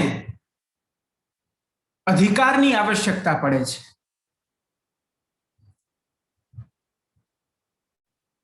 જેમ કે લૌકિકતાથી જો સમજવું હોય તો આપ સૌ ઇન્ડિયા આવો છો, અથવા તો ઇન્ડિયાનું કોઈ ત્યાં એલએમાં આવશે,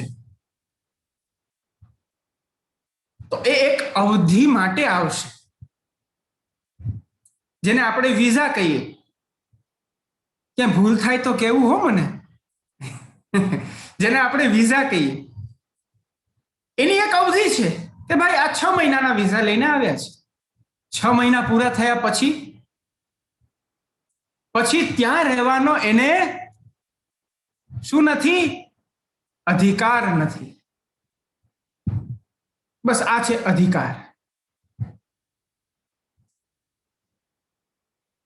પ્રભુને પ્રાપ્ત કરવા માટે, આ ભક્તિ શાસ્ત્રને હૃદયારૂઢ કરવા માટે જીવ કેવો હોવો જોઈએ? જીવનું સ્વરૂપ કેવું હોવું જોઈએ? એ અધિકાર અને એ અધિકારીઓનું નિરૂપણ એ આ પ્રથમ સ્કંદની અંદર થાય છે.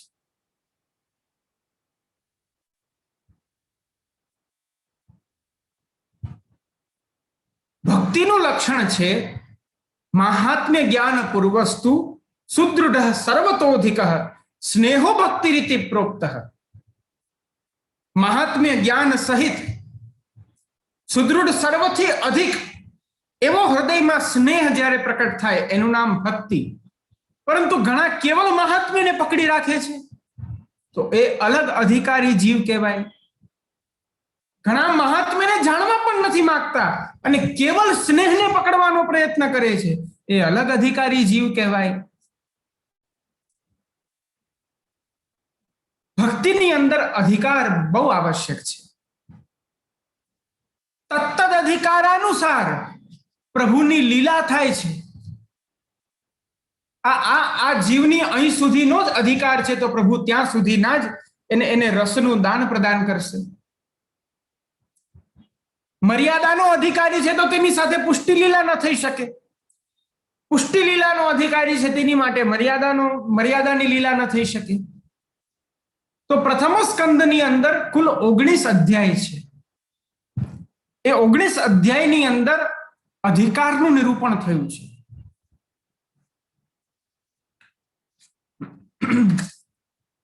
હવે એ અધિકાર ત્રણ પ્રકારના જોવામાં આવ્યા છે। સાધારણ અધિકાર, અસાધારણ અધિકાર અને નિર્ગુણ। સાધારણ અધિકારના 8 અધ્યાયો છે। असाधारण अधिकारना बीजा 8 अध्याय छे।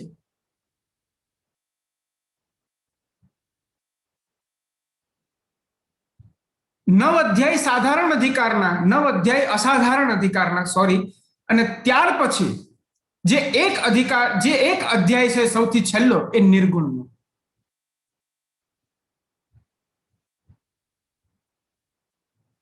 हवे तेनी अंतर्गत अधिकारीना 3 भेद थाय छे। हीनाधिकारी, मध्यमाधिकारी अने उत्तमाधिकारी।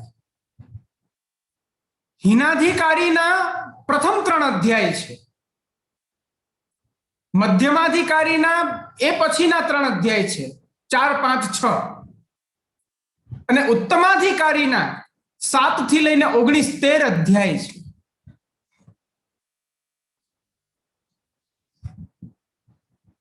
ત્રણ પ્રકારના 3 વક્તા છે અને 3 શ્રોતા છે।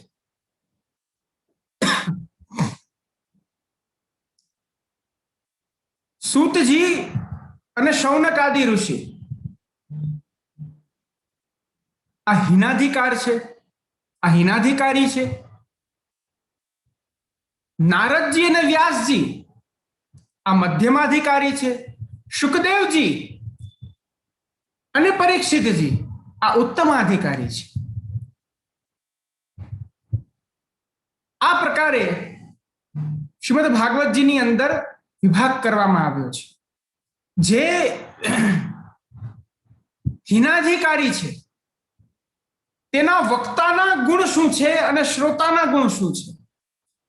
तो श्रोता जिज्ञासु होवो जोईए, मात्सर्य दोष रहित होवो जोईए अने भगवत कथामां श्रवणमां एनी आसक्ति रुचि होवी जोईए। जिज्ञासु ज्यां सुधी जिज्ञासा नहीं थाय त्यां सुधी कहेवामां नहीं आवे। श्री महाप्रभुजी निबंधनी अंदर बहु स्पष्ट समझावे छे के ज्यारे भगवत कथानो प्रश्न थाय त्यारे ज भगवत कथानो प्रारंभ करवो, त्यां सुधी ना करवो। तो जिज्ञासु ज ना होय तेने शुं कहेवुं? आप सौ जिज्ञासु छो, आप मने सांभળી રહ્યા છો, એક તાણ થઈને સાંભળી રહ્યા છો, તો મને પણ બોલવાની ઈચ્છા થાય છે। જેવું હું બોલવાનું પ્રારંભ કરું ને મોટા મોટા સુંદર મહાપ્રસાદનો આખો નંગ આવી જાય, એટલો સુંદર ઉબાસી બગાસા આવી જાય, તો પછી એમ થાય કે હવે આપણે પણ જલ્દી પૂરું કરી દઈએ, જલ્દી 10:30 વાગે, જલ્દી 10:30 વાગે। तो भगवत कथा में जिज्ञासु थवुं बहु आवश्यक है। अपना हृदय में एक उत्कंठा होवी जोईए। हवे प्रभुनी कई लीलानुं वर्णन आवशे, हवे शुं वर्णन आवशे, अच्छा आ वर्णन में आम केम थयुं, आ वर्णन में आम केम थयुं, ए जिज्ञासा थवी जोईए। આ તો જ્યારે ભગવત કથાનો પ્રારંભ થાય અને પ્રારંભ થતાની સાથે સૌથી પહેલા ભગવત નામ સંકીર્તન જ્યારે થતું હોય કે શ્રી કૃષ્ણ ગોવિંદ હરે મુરારે હે નાથ નારાયણ વાસુદેવ, એમાં તો બસ 2 કડી ગાઈ અને એમાં જ આમ ચાલુ થઈ જાય આપણું. તો પછી આપણે હિનાધિકારીને પણ ન કહેવાય. પ્રારંભ થાય છે અને પૂર્ણ થાય છે ત્યાં સુધી જીવ એક જ આસનમાં એક જ મુદ્રામાં બેસી ભગવત ચિંતન કરતા કરતા એ શ્રવણ કરે. ભગવાને ભગવદ ગીતામાં અર્જુનને એ જ ઉપદેશ આપ્યો છે કે જો તારે કંઈ ગ્રહણ કરવું છે, તારે કંઈ પ્રાપ્ત કરવું છે, તો સૌથી પહેલા તો જિજ્ઞાસુ બન. જિજ્ઞાસુ બન એનો અર્થ છે તું પ્રશ્ન કરતા શીખ. તદ્વિધિ પ્રણિપાતેન પરિપ્રશ્નેન સેવયા. તારા ગુરુ પાસે જા, અર્થાત મારી પાસે આવ, મને દંડવત કર, મને પ્રશ્ન પૂછ. પરિપ્રશ્નેન. પ્રશ્ન ક્યારે પૂછીશ? જ્યારે તારા હૃદયમાં જિજ્ઞાસા હશે. તો જિજ્ઞાસુ બનવું, માત્સર્યથી રહિત. પરશુભ દ્વેષ. માત્સર્યો નામ પરશુભ દ્વેષ. બીજાના શુભથી આપણે ખૂબ જ ઉદ્વિગ્ન થઈ જઈએ, આ માત્સર્ય દોષ. એનાથી જે રહિત હોય એ ભગવત કથાનો અધિકારી, ભગવત ભક્તિનો અધિકારી બની શકે છે. માત્સર્ય રાગોપ હતાત્મ નામ હી સ્ખલંતી સાધુ સ્વપી માનસાની. માત્સર્ય દોષ કેવો છે? તો આ માત્સર્યથી જેનું હૃદય આહત થયેલું છે, એ ચાહે સાધુ પુરુષ સજ્જન પણ કેમ ન હોય, એનું પણ માનસ સ્ખલિત થઈ જાય છે. માત્સર્ય દોષથી રહિત અને ભગવત કથામાં રુચિ, આ 3 હિનાધિકારી શ્રોતાના લક્ષણ છે. એના વક્તાના લક્ષણ શ્રુત ભાગવતત્વ, ચાતુર્ય અને ગુહ્ય જ્ઞાન.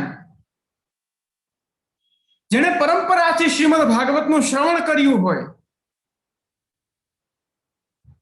જેનામાં ચાતુર્ય હોય, બોલવાનું ચાતુર્ય, કે ભગવત કથાને અલગ અલગ પ્રકારે કઈ અને વ્યક્તિના માનસને પરિવર્તિત કરાવી અને એને દ્રવિત કરી દે, આવું જેનામાં ચાતુર્ય હોય,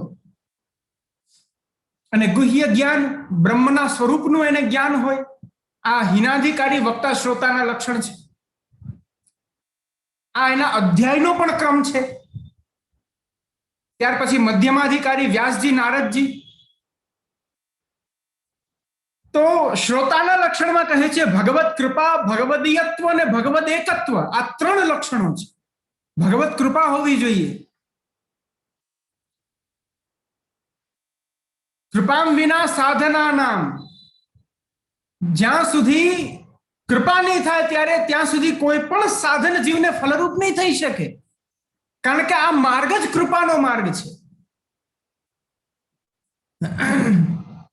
તો ભગવત કૃપા હોવી જોઈએ, ભગવદીયત્વ હોવું જોઈએ. એ જીવ કૃષ્ણ ગૃહિત માનસ હોવો જોઈએ. એના માનસ પટલની અંદર પ્રભુ વિદ્યમાન હોવા જોઈએ. એના હૃદયમાં પ્રભુ બિરાજતા હોવા જોઈએ. અને છેલ્લે ભગવદ એકત્વ. ભગવાનથી એકપણું, ભગવાનના જ્ઞાનના અંશથી વ્યાસજીનું પ્રાકટ્ય થયું છે, માટે ભગવદ એકત્વ છે એમનામાં. ત્યાર પછી વક્તા માટે કહ્યું ભગવત કૃપા, ભગવદીયત્વ, અને ત્રીજું કહ્યું નિર્ગુણા ભક્તિ, પ્રેમ ભક્તિ. આ 3 હોવી જોઈએ. ભગવત કૃપા, ભગવદીયત્વ અને હૃદયમાં અહૈતુકી ભક્તિ ભગવાન પ્રત્યે. અને ઉત્તમાધિકારીની જ્યારે વાત આવે છે ત્યારે કહે છે આ કોઈ પણ ગુણોની આવશ્યકતા નથી, ખાલી એક જ ગુણ હોવો જોઈએ. એ કયો છે એને અધિકારી સિદ્ધ કરે છે? એ છે ભક્તિ માર્ગીય દૃઢ વૈરાગ્ય. ભક્તિ માર્ગનો દૃઢ વૈરાગ્ય એના હૃદયમાં હોવો જોઈએ. વૈરાગ્ય એટલે શું? બધું છોડીને ચાલ્યું જવાનું? કદાચ ભક્તિ માર્ગીય વૈરાગ્ય તો આ જ હશે ને? જરા હાકેના તો કહો બધા. જાગો છો ને બધા? અહીંયા તો અમારે સવાર છે એટલે વાંધો નથી, પણ મને ત્યાં એલએ ની બહુ ચિંતા થાય છે. કારણ કે ત્યાં રાત્રિનો સમય છે. ખરેખર હું બહુ આજે હૃદયથી બહુ આનંદમાં છું. કેટલા સમય પછી આજે આ ભગવત ગુણાનુવાદ ના મતલબ ભગવત ગુણગાન કરવાનો એક મને અવસર પ્રાપ્ત થાય છે. હું શું બોલું શું ના બોલું મને કઈ ખબર નથી પડી રહી. બસ જેમ વિષય ચાલે છે એમ ચલાવી રહ્યો છું. આજનો દિવસ પૂરો થવા આવ્યો છે, હજી મારી ભૂમિકા નથી પૂરી થતી. ખરેખર મને બહુ આનંદ આવી રહ્યો છે. અને હવે તો સ્મિતાબેનની સાથે હું બંધાઈ ગયો છું કે હવે થોડા દિવસે હું આવતો જ રહીશ. એટલે મને આ સૌભાગ્ય ભગવત ગુણાનુવાદનું એટલું બધું પ્રાપ્ત થશે કે ખરેખર મને આનંદ થશે. તો ભક્તિ માર્ગીય દૃઢ વૈરાગ્ય શું છે? બધું છોડીને ચાલ્યું જવું. એ તો મર્યાદાનો વૈરાગ્ય છે. તમે જ્યારે બધું જ છોડીને જ્યારે ચાલ્યા જશો, ત્યાર પછી પ્રભુ તમારી સામે પધારશે. તો તમારી પાસે તમે જ્યારે બધું જ છોડી દીધું છે, સંન્યસ્ત સર્વ કંઈ તમારું છૂટી ગયું છે, તો પછી પ્રભુને દેશો શું? બધું છૂટી ગયું તો ભક્તિ પણ છૂટી ગઈ છે. આ સમજવા જેવી વાત છે. બધું જ છૂટી ગયું એનો અર્થ છે ભક્તિ પણ છૂટી ગઈ. તો હવે ભગવાનને શું આપશો તમે?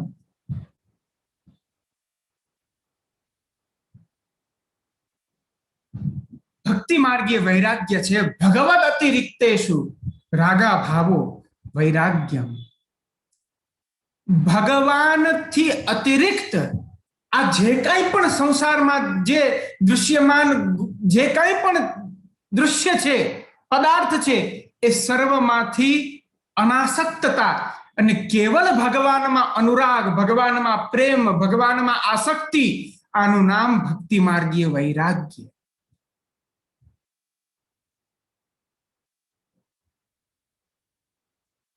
તો એ ભક્તિ માર્ગીય વૈરાગ્ય જેનામાં હોય એ આ શ્રીમદ ભાગવતનો ભગવત ભક્તિનો ઉત્તમાધિકારી છે.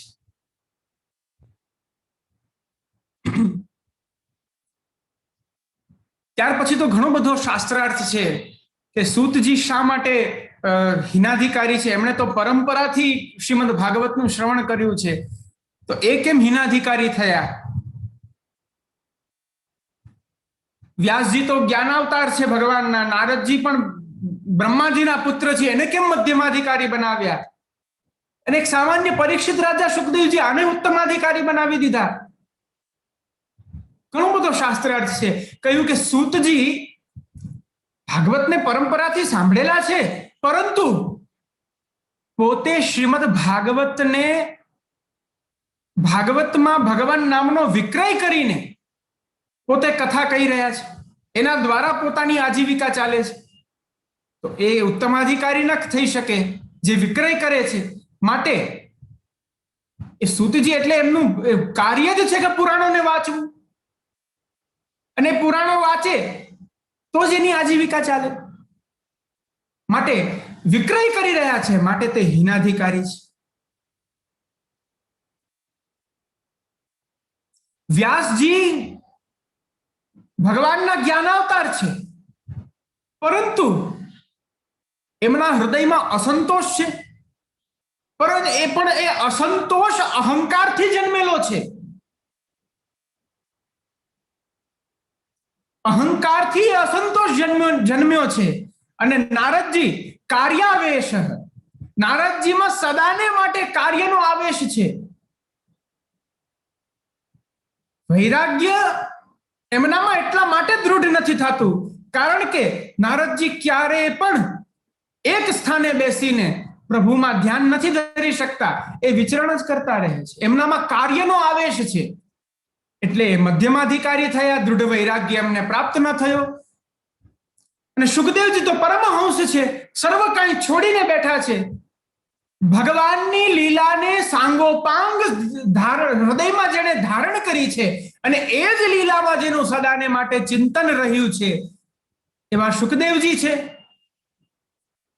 પરીક્ષિત રાજા, જે ભગવત કૃપાથી જ જેનો જન્મ છે એવા પરીક્ષિત રાજા આ ઉત્તમાધિકારી છે. એમને પણ દૃઢ વૈરાગ્ય છે. જ્યારે ખબર પડી કે 7 દિવસ પછી મારે ચાલ્યું જવાનું છે, 7 જ દિવસ છે મારી પાસે, આપણને ક્યારે એમ કહેવામાં આવે કે ભાઈ તમારી પાસે હવે 7 નહીં, ચાલો 15 દિવસ છે, તો 1 જ કલાકની અંદર આપણે એટલું મોટું લિસ્ટ બનાવીશું. આ કામ બાકી છે, આ કરવાનું છે, આમ કરવાનું છે, આ બધું, આને આ વસ્તુ સોંપવાની છે, આની પાસેથી આ વસ્તુ લેવાની છે, આ બધું જ કરીને હવે ભલે પ્રાણ જાય. એ કઈ નથી કર્યું. જ્યારે ખબર પડી કે ઋષિનો શ્રાપ, ઋષિકુમારનો શ્રાપ લાગ્યો છે, તક્ષક આવીને મને દંશ કરશે, મારા પ્રાણ જવાના છે, કેટલો સમય છે? 7 દિવસ છે. સર્વ કઈ એ જ સમયે બધું છોડી અને કેવલ પ્રભુમાં તન્મય થઈને ભગવત કથાની લાલસા એમના હૃદયમાં એમણે પ્રકટ કરી છે. માટે સુખદેવજી અને પરીક્ષિત રાજા ઉત્તમાધિકારી છે. આ પ્રકારે વર્ણન કરતા કરતા જ્યારે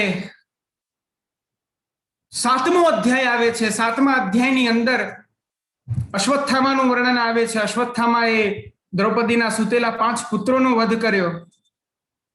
દુર્યોધનને પણ પસંદ ના આવ્યું. દુર્યોધનની પણ અરુચિ થઈ છે. અર્જુને પ્રતિજ્ઞા લીધી કે આજે તો આનો વધ કરીને જ આવીશ, આનું મસ્તક કાપીને તમારા ચરણમાં મૂકીશ દ્રૌપદીજી. અને ગયા છે. અશ્વત્થામાની સામે બંને બ્રહ્માસ્ત્ર ચલાવ્યું. ભગવદ આજ્ઞાથી અર્જુને પણ ચલાવ્યું. અર્જુને પોતાના બ્રહ્માસ્ત્રમાં અશ્વત્થામાનું બ્રહ્માસ્ત્રના તેજને સમાવી લીધું અને પોતાના બ્રહ્માસ્ત્રને પાછું બોલાવી લીધું. મહાપ્રભુજી નિબંધમાં કહે છે બ્રહ્માસ્ત્રના 2 પ્રકાર છે. એક નિવર્ત્ય બ્રહ્માસ્ત્ર અને એક અનિવર્ત્ય બ્રહ્માસ્ત્ર. એક એવું બ્રહ્માસ્ત્ર કે જેને પાછું વાળી ન શકાય, એ એકવાર ગયું એ ગયું, એ બહુ ઘાતક હોય, પ્રાણ સંકટમાં પણ એનો પ્રયોગ ન કરવો. અને એક નિવર્ત્ય કે જેને વાળી શકાય. તો એ નિવર્ત્ય બ્રહ્માસ્ત્રનું સંધાન કરીને એ કર્યું. ભગવાને ત્યાં કહ્યું અર્જુનને કે આને તું લઈને શા માટે જાત? બંદી બનાવીને કેમ લઈ જાય છે? તું આને અત્યારે ને અત્યારે આનો વધ કરી દે. બ્રહ્મ બંધુ મિમમ જહી, અને આનો અત્યારે જ આ બ્રાહ્મણાધમનો તું વધ કર. અર્જુનને સંકોચ થયો કે ગુરુપુત્ર છે, કેમ મારું, મેં પ્રતિજ્ઞા કરી છે એકવાર એને ત્યાં લઈ જાઉં. ત્યાં લઈ ગયા. એની એ દશા જોઈ અને પોતાના પુત્રોનો વધ કર્યો છે એવા દ્રૌપદીને જેને વધ કર્યો છે એને સામે જોઈને પણ એમના હૃદયમાં દયા આવી. દયા આવતાની સાથે પોતે કહે છે કે આને છોડી દો. મુચ્યતા મેષ બ્રાહ્મણો નિતરામ ગુરુ. આ બ્રાહ્મણ છે ને, બ્રાહ્મણો તો ગુરુ કહેવાય. અને આ પણ સ એષ ભગવાન દ્રોણો પ્રજા રૂપેણ વર્તતે. આ તો એ જ ભગવાન દ્રોણ છે જે તમારી સામે અત્યારના એના પુત્રના રૂપમાં ઉભા છે, જેની પાસે તમે વિદ્યાનું, ધનુર્વિદ્યા, શાસ્ત્ર વિદ્યા પ્રાપ્ત કરી છે. આને ના મારો. ત્યારે ભગવાન કહે છે અર્જુનને બ્રાહ્મણનો વધ ન કરવો જોઈએ, પણ આતતાયી બ્રાહ્મણને, આતતાયી કોઈ હોય તો એને છોડવો પણ ન જોઈએ. આવું મેં શાસ્ત્રમાં બતાવ્યું છે. હવે અર્જુન તને જેમ ઠીક લાગે એમ તેમ કર. અર્જુન કે ભગવાન, જો આવું જ કેવું તું, આવા ઉભય વાતો કેવી હતી, તો શા માટે મને આની અંદર તમે ઉપસ્થિત રાખ્યો? હું અત્યારના કેમ કર્તવ્ય વિમૂઢ થઈ ગયો છું. તો ભગવાન કે મેં તને એટલે જ કહ્યું તું પેલા કે ત્યાં જ, કે આને અત્યારે જ અહીંયા મારી દે, ત્યાં જઈશ તો કઈ નહીં થાય. એ માન્યું નહીં. હવે તારા વિવેકનો ઉપયોગ કરતું. તો અર્જુને એની મણી કાઢી લીધી અને એનું મુંડન કરી લીધું ને એને ત્યાંથી કાઢ્યો અશ્વત્થામાને. આ બાજુ 7મો અધ્યાય પૂરો થાય છે અને 8મો અધ્યાય પ્રારંભ થાય છે. 8મા અધ્યાયના પ્રારંભમાં આ બાજુ બધા જ પ્રાયશ્ચિત કરવા જાય છે. પ્રાયશ્ચિત કરી ખૂબ જ વિલાપ કરે છે. વિલાપ કરી પાછા આવે છે. ભગવાને પાંડવોના રાજ્યને વ્યવસ્થિત સુચારુ રૂપે ચાલે એવી વ્યવસ્થા કરી અને ભગવાન વિદાય લઈ રહ્યા હતા. એ સમયે ઉત્તરા અચાનક ભાગીને આવે છે. પ્રભુ રથ ઉપર ઠાડા છે. કહે છે પાહી પાહી મહાયોગીન દેવ દેવ જગતપતે નાન્યમ તદભયમ પશ્ય યત્ર યત્ર મૃત્યુ પરસ્પરમ. પ્રભુ આપના સિવાય મને અભય દેનારું કોઈ નથી. અહીંયા તો આ પરસ્પર એકબીજાના બધા પ્રાણો લેવામાં તત્પર છે. પ્રભુ આ મારી સામે એક તેજ પુંજ એક એવું બાણના રૂપમાં આવી રહ્યું છે. પ્રભુ એનાથી રક્ષા કરો. કામમ દહતુ મામનાત, એ ભલે મારો ભલે વધ કરી દે પણ મામે ગર્ભો નિપાત્યતામ, મારા ગર્ભની રક્ષા કરજો. ભગવાને જાણી લીધું કે આ બ્રહ્માસ્ત્ર આવી રહ્યું છે, તો ભગવાને એ બ્રહ્માસ્ત્રની સામે પોતાના વૈષ્ણવ તેજથી પરીક્ષિતની રક્ષા કરી. પરીક્ષિતની રક્ષા થઈ, ઉત્તરાની રક્ષા થઈ, અને ત્યાર પછી ભગવાન પુનઃ વિદાય લઈ રહ્યા હતા. ત્યારે કુંતીજીએ પ્રભુના ચરણ પકડ્યા છે અને કહ્યું, હે ભગવાન, આટલું આટલું કરીને હવે કઈ સાંભળ્યા વિના જ જાવું છે? કઈ સાંભળવું નથી.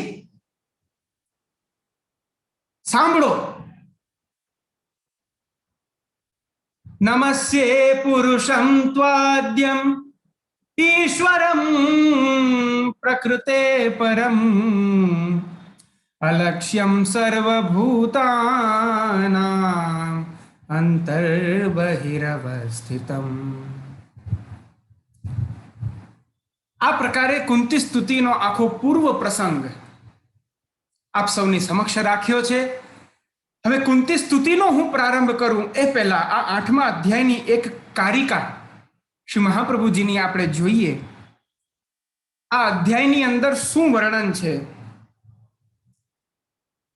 તો અષ્ટમે યસ્ય વાક્યસ્ય કરણાદધિ જાયતે કરણાદ યદ્ધિ જાયતે દોષશ્ચેત તત્સમાધાનમ ગુણશ્ચેદાહ પોષણમ. આ 8મા અધ્યાયની અંદર ભગવાનના કહેવાથી જે જે દોષો થયા એનું નિવારણ બતાવ્યું. ત્યાર પછી ગુણોનું અવગાહન કર્યું છે. ભક્તોના હૃદયનું પોષણ થયું છે.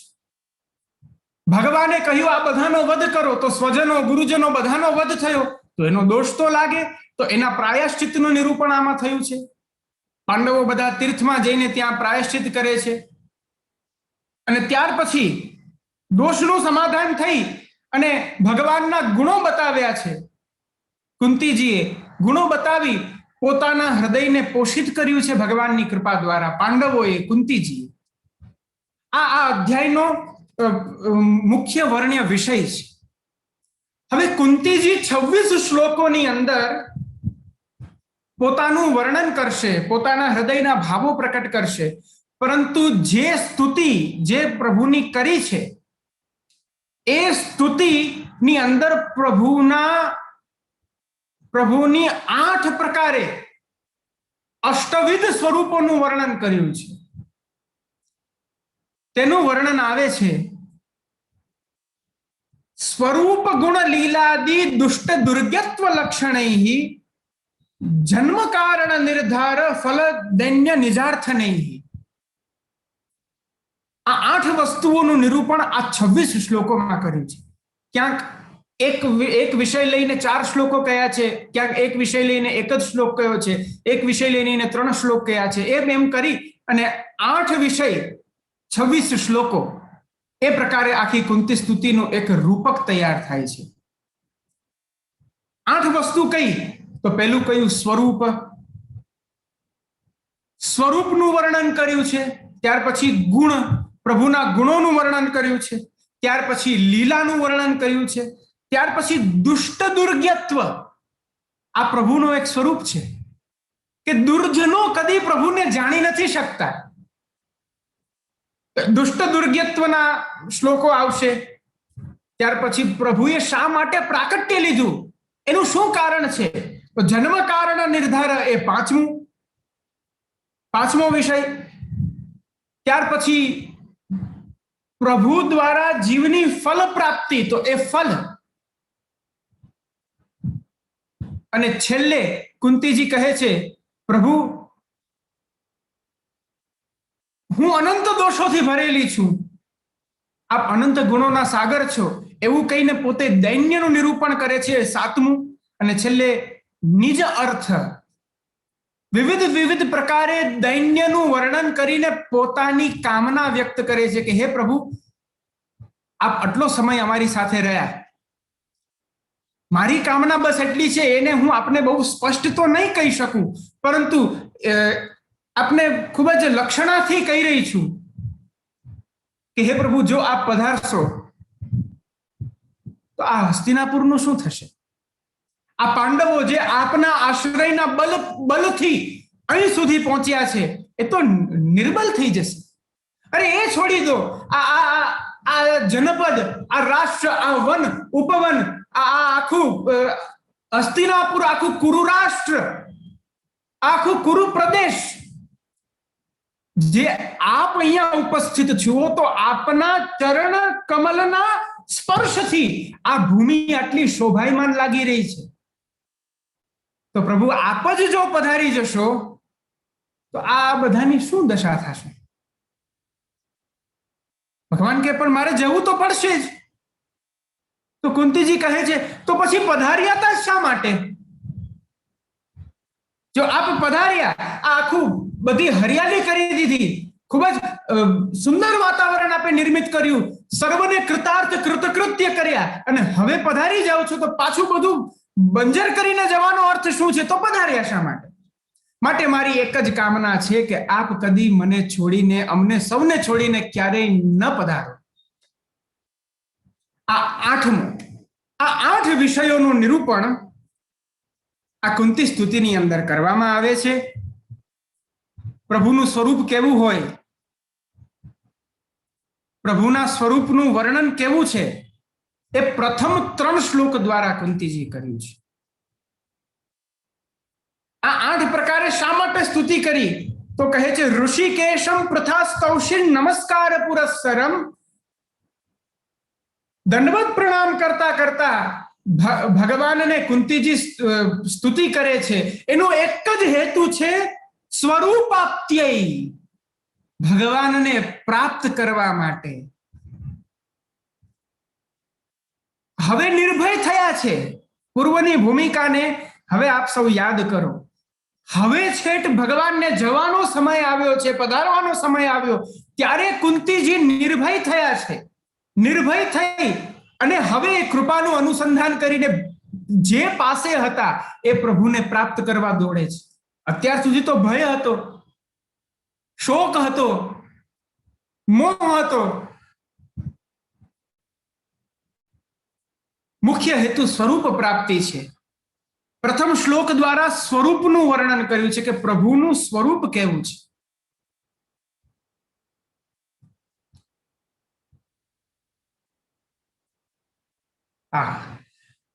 જુઓ, ભગવાન એક છે, પ્રભુ એક છે, પરંતુ પ્રભુના દર્શન કરનારા કેટલા છે? અનેક. બરાબર? હવે બધા જ એક સરખા હોય એવું જરૂરી ખરું? એ સંભવ નથી. બધાની પ્રકૃતિ, કોઈની રાજસ, કોઈની સાત્વિક, કોઈની તામસ, વગેરે વગેરે, બધાની અલગ અલગ પ્રકૃતિ છે. એક સમાન તો કોઈ નથી હોવાના. તો જે દર્શન કરનારો જે દ્રષ્ટા છે, એ જેવો દ્રષ્ટા હોય એની એવી દૃષ્ટિ બની જાય, અને જેવી દૃષ્ટિ બને એવું જ એને દર્શન થાય.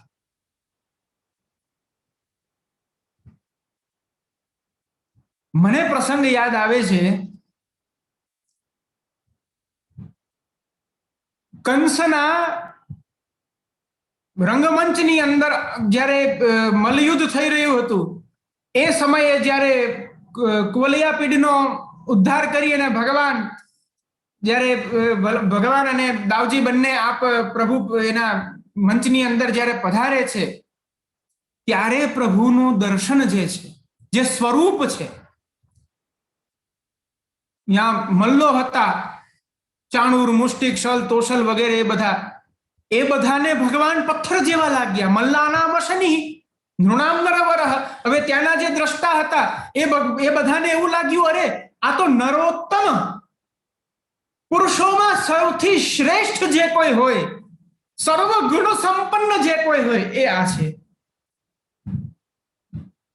મથુરાની બધી રાજકન્યાઓ હતી, એમને સાક્ષાત કામદેવના, મૂર્તિમાન કામદેવના દર્શન થયા.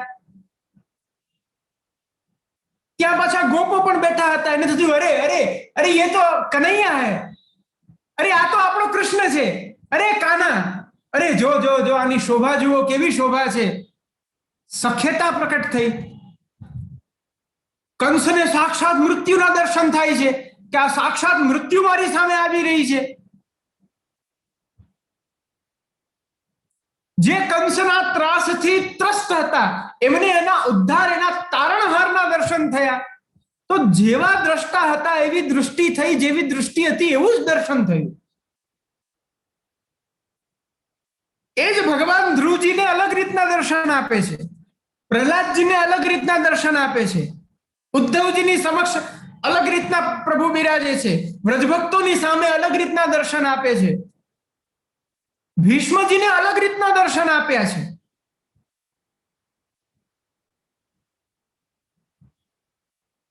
વાપત પીત કી ફહેરાત, માનો સિંહ શૈલ તે ઉતર્યો, મહામત્ત ગજજાન. ભીષ્મજી પ્રતિજ્ઞા લીધી, આજ હરિજોને શસ્ત્ર કહાઉં તો લાજો ગંગા જનની, અરુ શાંતનું સુતન કહાઉં. આ ભગવાને યુદ્ધમાં પ્રતિજ્ઞા લીધી છે ને કે શસ્ત્ર નહીં લે હાથમાં, હું લેવડાવીશ. જુઓ કેમ ના લે. જો હું ના શસ્ત્ર લેવડાવું તો હું ગંગાજી અને શાંતનુનો પુત્ર ભીષ્મને પ્રતિજ્ઞા લીધી.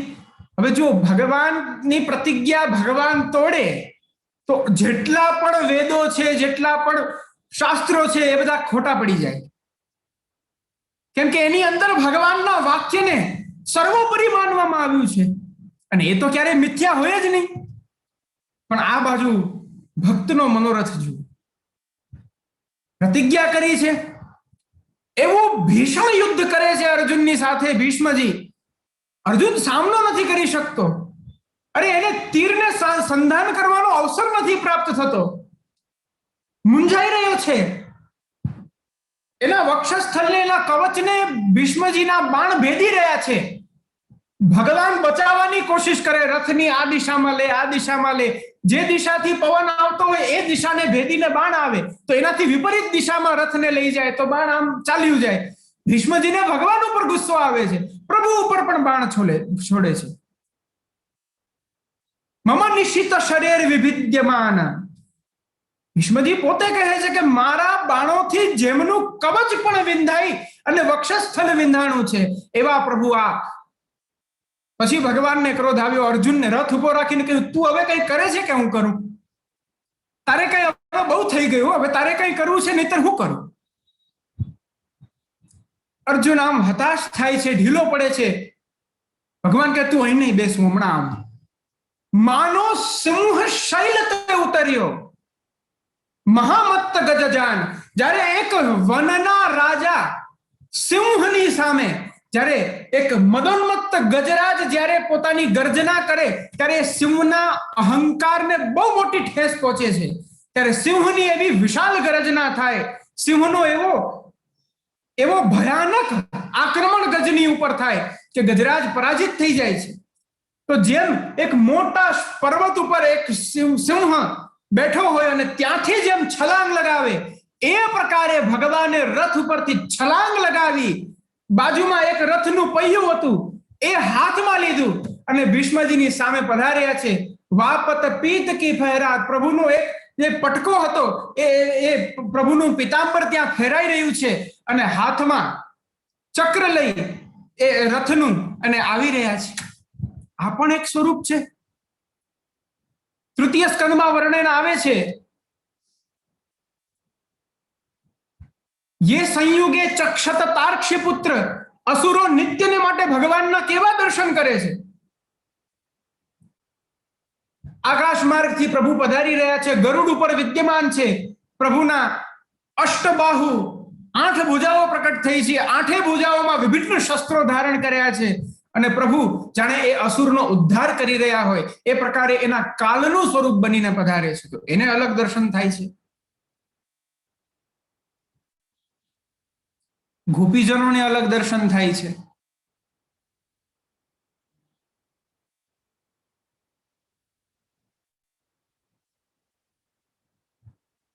ગોપી ગીત લેશું એકાદ શ્લોક.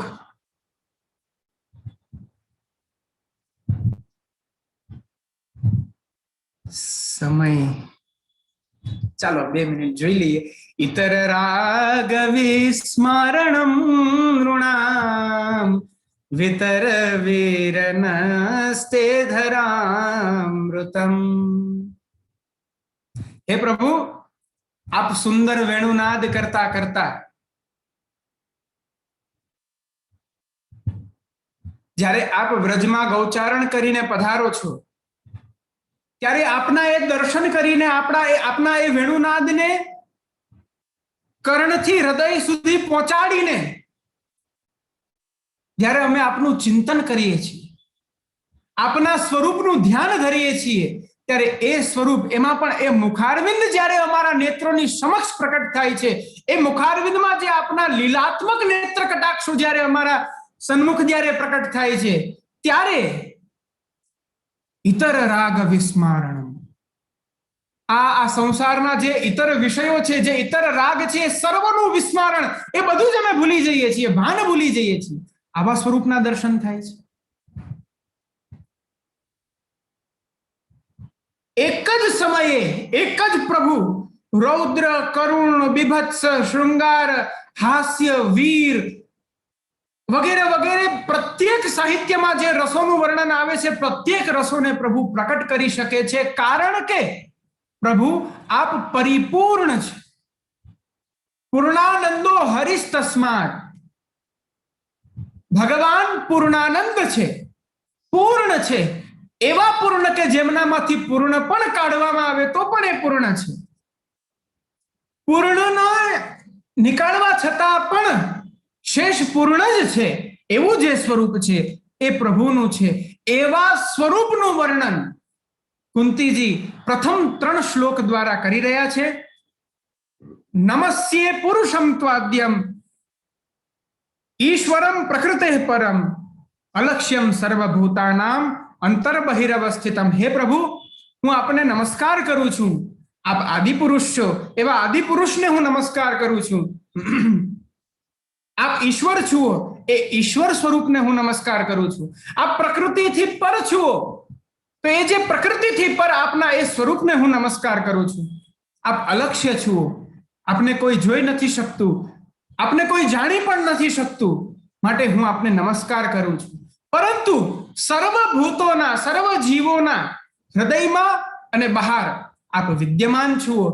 આપના આવા અલૌકિક સ્વરૂપને હું નમસ્કાર કરું છું.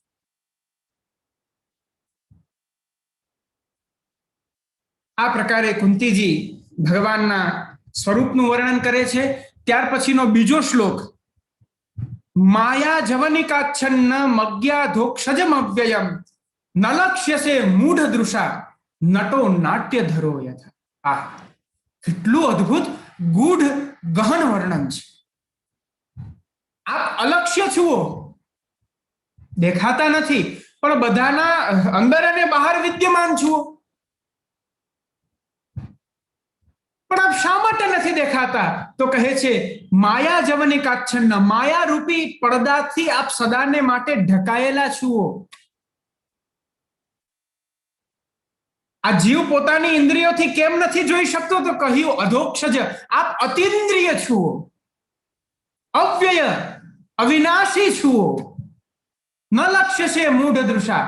આ બધું જે જાણે છે એ તો આપને જોઈ શકે, જાણી શકે, સમજી શકે, પરંતુ જે મૂઢ જીવો છે, જે આ સંસારના મૂઢ જીવો છે, એ આ સંસારના મૂઢ જીવો ક્યારેય આપને નથી જાણી શકતા, નથી જોઈ શકતા, કારણ કે એની સમક્ષ આપ સ્વયં ઊભા છો, છતાં પણ એ આપના માનુષ દેહથી જ મોહિત થઈ ગયો છે. એ આપને બ્રહ્મ તરીકે નથી જાણી શકતો. એના માટે આપ કેવી લીલા કરો છો? તો કહ્યું નટો નાટ્ય ધરો યથા. જેમ એક નટ નાટ્યની અંદર અલગ અલગ કેરેક્ટરને નિભાવતો હોય છે, એ નિભાવ્યા પછી પણ એ જે છે એ તો એ જ રહેવાનો છે, એમાં કોઈ પરિવર્તન નથી આવવાનું. પણ હા, એ જ્યારે જે રોલને, જે કિરદારને નિભાવતો હોય છે, એમાં એ પૂર્ણ જે કિરદારને નિભાવે છે એ એના અનુરૂપ હોય છે, પણ મૂળમાં એ નથી હોતું.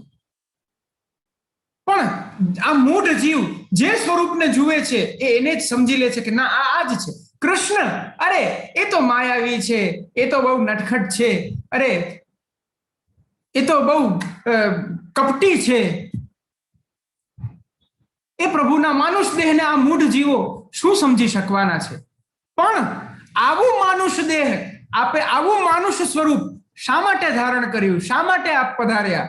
તો એના માટે, એ સ્વરૂપ માટે કહે છે ત્રીજા શ્લોકમાં, તથા પરમહંસાનામ મુનિનામ મલાત્મનામ ભક્તિ યોગ વિધાનાર્થમ કથમ પશ્યેમહિ સ્ત્રિયઃ.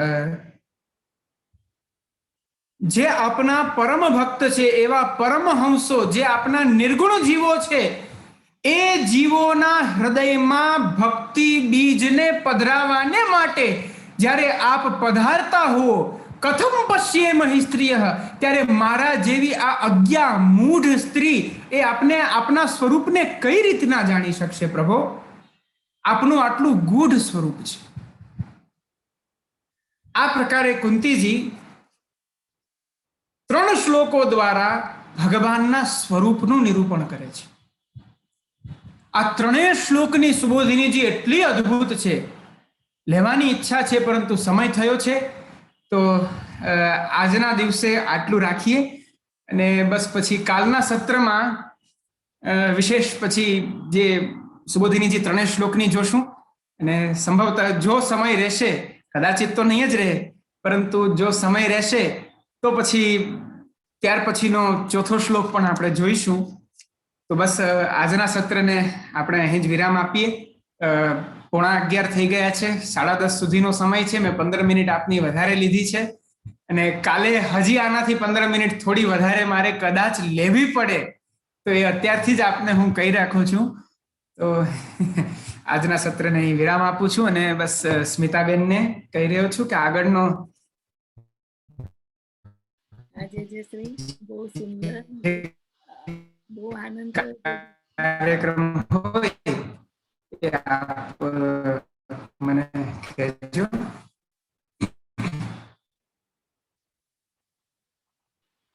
જે આપનો વિડીયો જે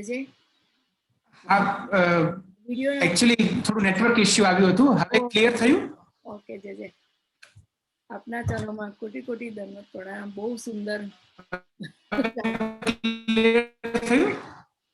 હા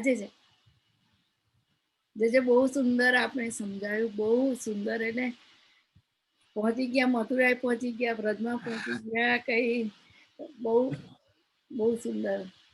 આપનું તો મારે કહેવાનું સવાલ જ નથી. એટલા ધન્યવાદ. પણ આપ માટે એટલા બધા વૈષ્ણવ કે નહીં, આપ શ્રી બિરાજા તો બધા આપના માટે બહુ જ છે. અને કાલ આપ વિનંતી કરું, કાલ આપ બિરાજો અને આપને એ હોય તો 1-2 વૈષ્ણવ, વર્ષાબેન આપના છે, એમને મેં કહ્યું. એક મિનિટ, વર્ષાબેન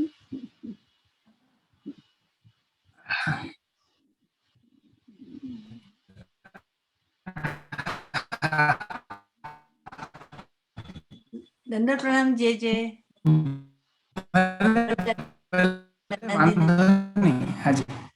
અને એક બીજું સરપ્રાઈઝ છે.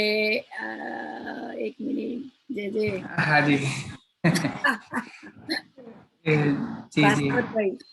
જરૂર. આપ બધા સમસ્ત બધા જ વૈષ્ણવોને ખૂબ ખૂબ હૃદયથી સામૂહિક સ્વરૂપે આશીર્વાદ પ્રદાન કરું છું, સમક્ષ વ્યક્ત કરું છું કે આપ બધાને મળીને ખૂબ જ આનંદ થાય છે.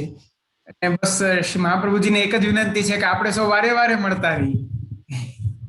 ગઈ વખત આપ ભાસ્કરભાઈને બહુ યાદ કરતા હતા ને, તો આજે આવ્યા હશે. કોટી કોટી દંડ. હાજી, હા જી જરૂર જરૂર. ભાસ્કરભાઈ કેમ છો? આનંદમાં? આપની કૃપા છે. હાજી ઘણા સમય પછી આપને જોઉં છું. જે આપને કૃપા, આપની આજ્ઞા હોય તો વૈષ્ણવોને ઓપન કરું, આપને દંડવત પહોંચાડે છે. હા ભલે ભલે ભલે. અને એ પછી નથી દંડવત પ્રણામ સ્વીકારજો કૃપાના. Net issue. जय जय धन्यवाद प्रणाम आपके चरण में कोटि कोटि धन्यवाद दंडवत प्रणाम जय जय जय धन्यवाद दंडवत प्रणाम जय जय दंडवत प्रणाम जय कोटि जय धन्यवाद प्रणाम जय हो દંડવત पिताश्री પ્રણામ. ने प्रणाम दंडवत प्रणाम जय जय ખૂબ ખૂબ વધાય છે. कोटि कोटि दंडवत प्रणाम जय विलास की बधाई हो जय जय या कोटि बधाई कोटि हो બધા જ વૈષ્ણવોને સામૂહિક સ્વરૂપે ખૂબ ખૂબ હૃદયથી શુભેચ્છા આપતા ખૂબ ખૂબ પ્રસન્નતા અભિવ્યક્ત કરું છું. અને મને પુષ્પાબેને યાદ અપાવ્યું કે વિલાસ કી બધાઈ હો, એટલે ખાસ હું તો કુંતી સ્તુતિમાં એટલો બધો ખોવાઈ ગયો, કહેતા જ મારે રહી ગયું. આજે પ્રથમ વિલાસ, વિલાસ શરૂ થઈ ગયો છે. હા, 9 દિવસ નવધા ભક્તિ થી પ્રભુને ભજી અને 10મે દિવસે પ્રેમ લક્ષણા ભક્તિ રૂપી પ્રભુ જવારા મસ્તક ઉપર ધારણ કરે છે. જય હો. આપ સૌને સામૂહિક ખૂબ ખૂબ આશીર્વાદ કહી બધા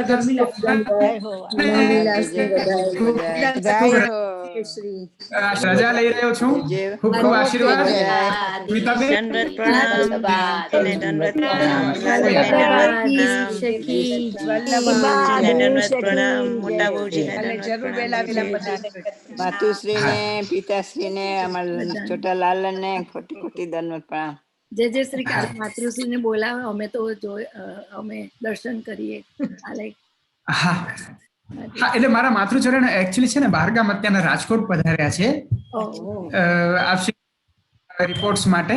એટલે કદાચિત જો કાલે આજે પધારી જાય ને સાંજ સુધીમાં, તો જરૂર હું કાલે એમને વિનંતી કરીશ તો આપશે પધારશે. અન્યથા પછી નેક્સ્ટ સેશનમાં આપણે જરૂરથી રાખીશું. ओके जय जय धन्यवाद प्रणाम.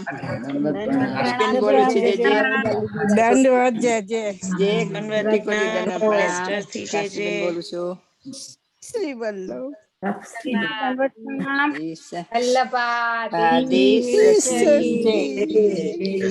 वैष्णव जय श्री कृष्ण जय श्री कृष्ण બધા જય શ્રી કૃષ્ણ. जय श्री कृष्ण જય શ્રી કૃષ્ણ. વિલાસની ખૂબ ખૂબ વધાય બધાને. બધાને આનંદ આવ્યો. આ બહુ સરસ કુંતી વૈષ્ણવ કર્યું, ભાગવતજી કર્યું. બસ આવી રીતના રોજ રોજ બધા વૈષ્ણવો આવો અને બીજા વૈષ્ણવોને ખેંચી લાવો અને બધા વલ્લભની વાણી સાંભળીએ. અમને બહુ ગમે છે આ વલ્લભ જેવી તમારી વાણી છે, એટલે બે શબ્દ બોલો. ના ના અત્યારે નહીં, ફરી કોક વાર. મોડું થઈ ગયું, 10:30 તો આયા. ફરી વાર આપણે ચોક્કસ તમને જયારે એવું હોય ત્યારે મને જણાવજો ભાસ્કરભાઈ. શુક્રવાર ભાસ્કરભાઈ પધારજો તમે. ચોક્કસ આપણે કરશું. જય શ્રી કૃષ્ણ ભાસ્કરભાઈ. જય શ્રી કૃષ્ણ. જય શ્રી કૃષ્ણ. જય શ્રી કૃષ્ણ. ગાવાનું છે શુક્રવારે. ગાવાના છો? આવજો આવજો. તૃપ્તિ શુક્રવાર ગાવાનું છે. હા, આ શુક્રવાર ગાવાનું છે. તમે આવી જજો ગાવા. ઓકે ભાસ્કર, આવી જજો. I heard Trupti last તમે Friday. ગાશો તો ડેફિનેટલી આવી I જજો. heard Friday. ભાસ્કરભાઈ તમે ગાવાના તો નામ લખી ભાસ્કરભાઈ ને સ્મિતાબેન ભાસ્કરભાઈ ને મંગલાચરણ કરાવજો. No, no, that's fine. Mangal Yeah, we're gonna do that. ફરી વાર ચોક્કસ ચોક્કસ કરશું. ના ના, કરાઈશું. જય શ્રી કૃષ્ણ. જય શ્રી કૃષ્ણ. શુક્રવારે કીર્તનમાં મારું નામ લખજો સ્મિતા. તૃપ્તિ જી, આ શુક્રવારે સત્સંગ છે, કીર્તન સત્સંગ છે. ના તૃપ્તિ નહીં, આજે આ શુક્રવારે જેને નામ લખાવો મને કહેજો. બધાના નામ આવી ગયા છે એટલે કે મારું નામ લખી લેજો એમ. નામ લખી દેજો. અને તમે મને ફોન કરી શું ગાવાના છે મને જણાવજો બધા. મારું લખી નામ તો લખી લે. મને મારું નામ લખી લેજે. સ્મિતા મારું લખજે. વિનોદા ચાલો સૌ જય શ્રી કૃષ્ણ. જય શ્રી કૃષ્ણ સર્વે વૈષ્ણવને. ગઈકાલે બોલ્યા તમારે ગાવું છે તો કોણ છે કહી દેજો. અને માયાબેન તમે ચાલુ. જય શ્રી કૃષ્ણ. હા, જય શ્રી કૃષ્ણ. જય શ્રી કૃષ્ણ. જય શ્રી કૃષ્ણ. મીતા મારું નામ લખી દે છે. ચાલો અત્યારે ક્રમ હોય તો કરી લ્યો પાછું પૂરો. આશરો કરો જે આશરો થી કરો. રાસના માયાબેન. હા કાલથી જે કહ્યું રાસ્તા લેવાસ. મોરલીના આ પેલા બેન નથી કોઈ આવ્યા આજે? આ વર્ષાબેન ગાય છે. હા, વર્ષાબેન ને ગાવા દો. ઓ મને કીધું આજે. હા હા હા, અને કીર્તન ગાવાનું છે. જે ગાવું હોય તમારે. આ કીર્તન ગાઓ પીછોડી વાળું ગાઓ. કયું? પીછોડી પીછોડી કીર્તન કીર્તન કુંડમાં છે. તમારે ગાવું હોય પછી તમે મને રાગ બરોબર નથી આવડતું. એક મારે પુરાવામાં ગાઈ લીધું મેં. તમે લ્યો ને જે ગમે લઈ લો. ના અત્યારે છે ને છે આપણે આજે છેલ્લો દિવસ છે દાળ ને સાજી લેવાય પણ કાલે નહીં લેવાય. આજનો દિવસ આજનો દિવસ છે. સાંજે ગઈશું હમણાં. સાંજે નું લઈ લો. સાંજે નું લઈ લે. ભૂલી ગઈ. 1 મિનિટ.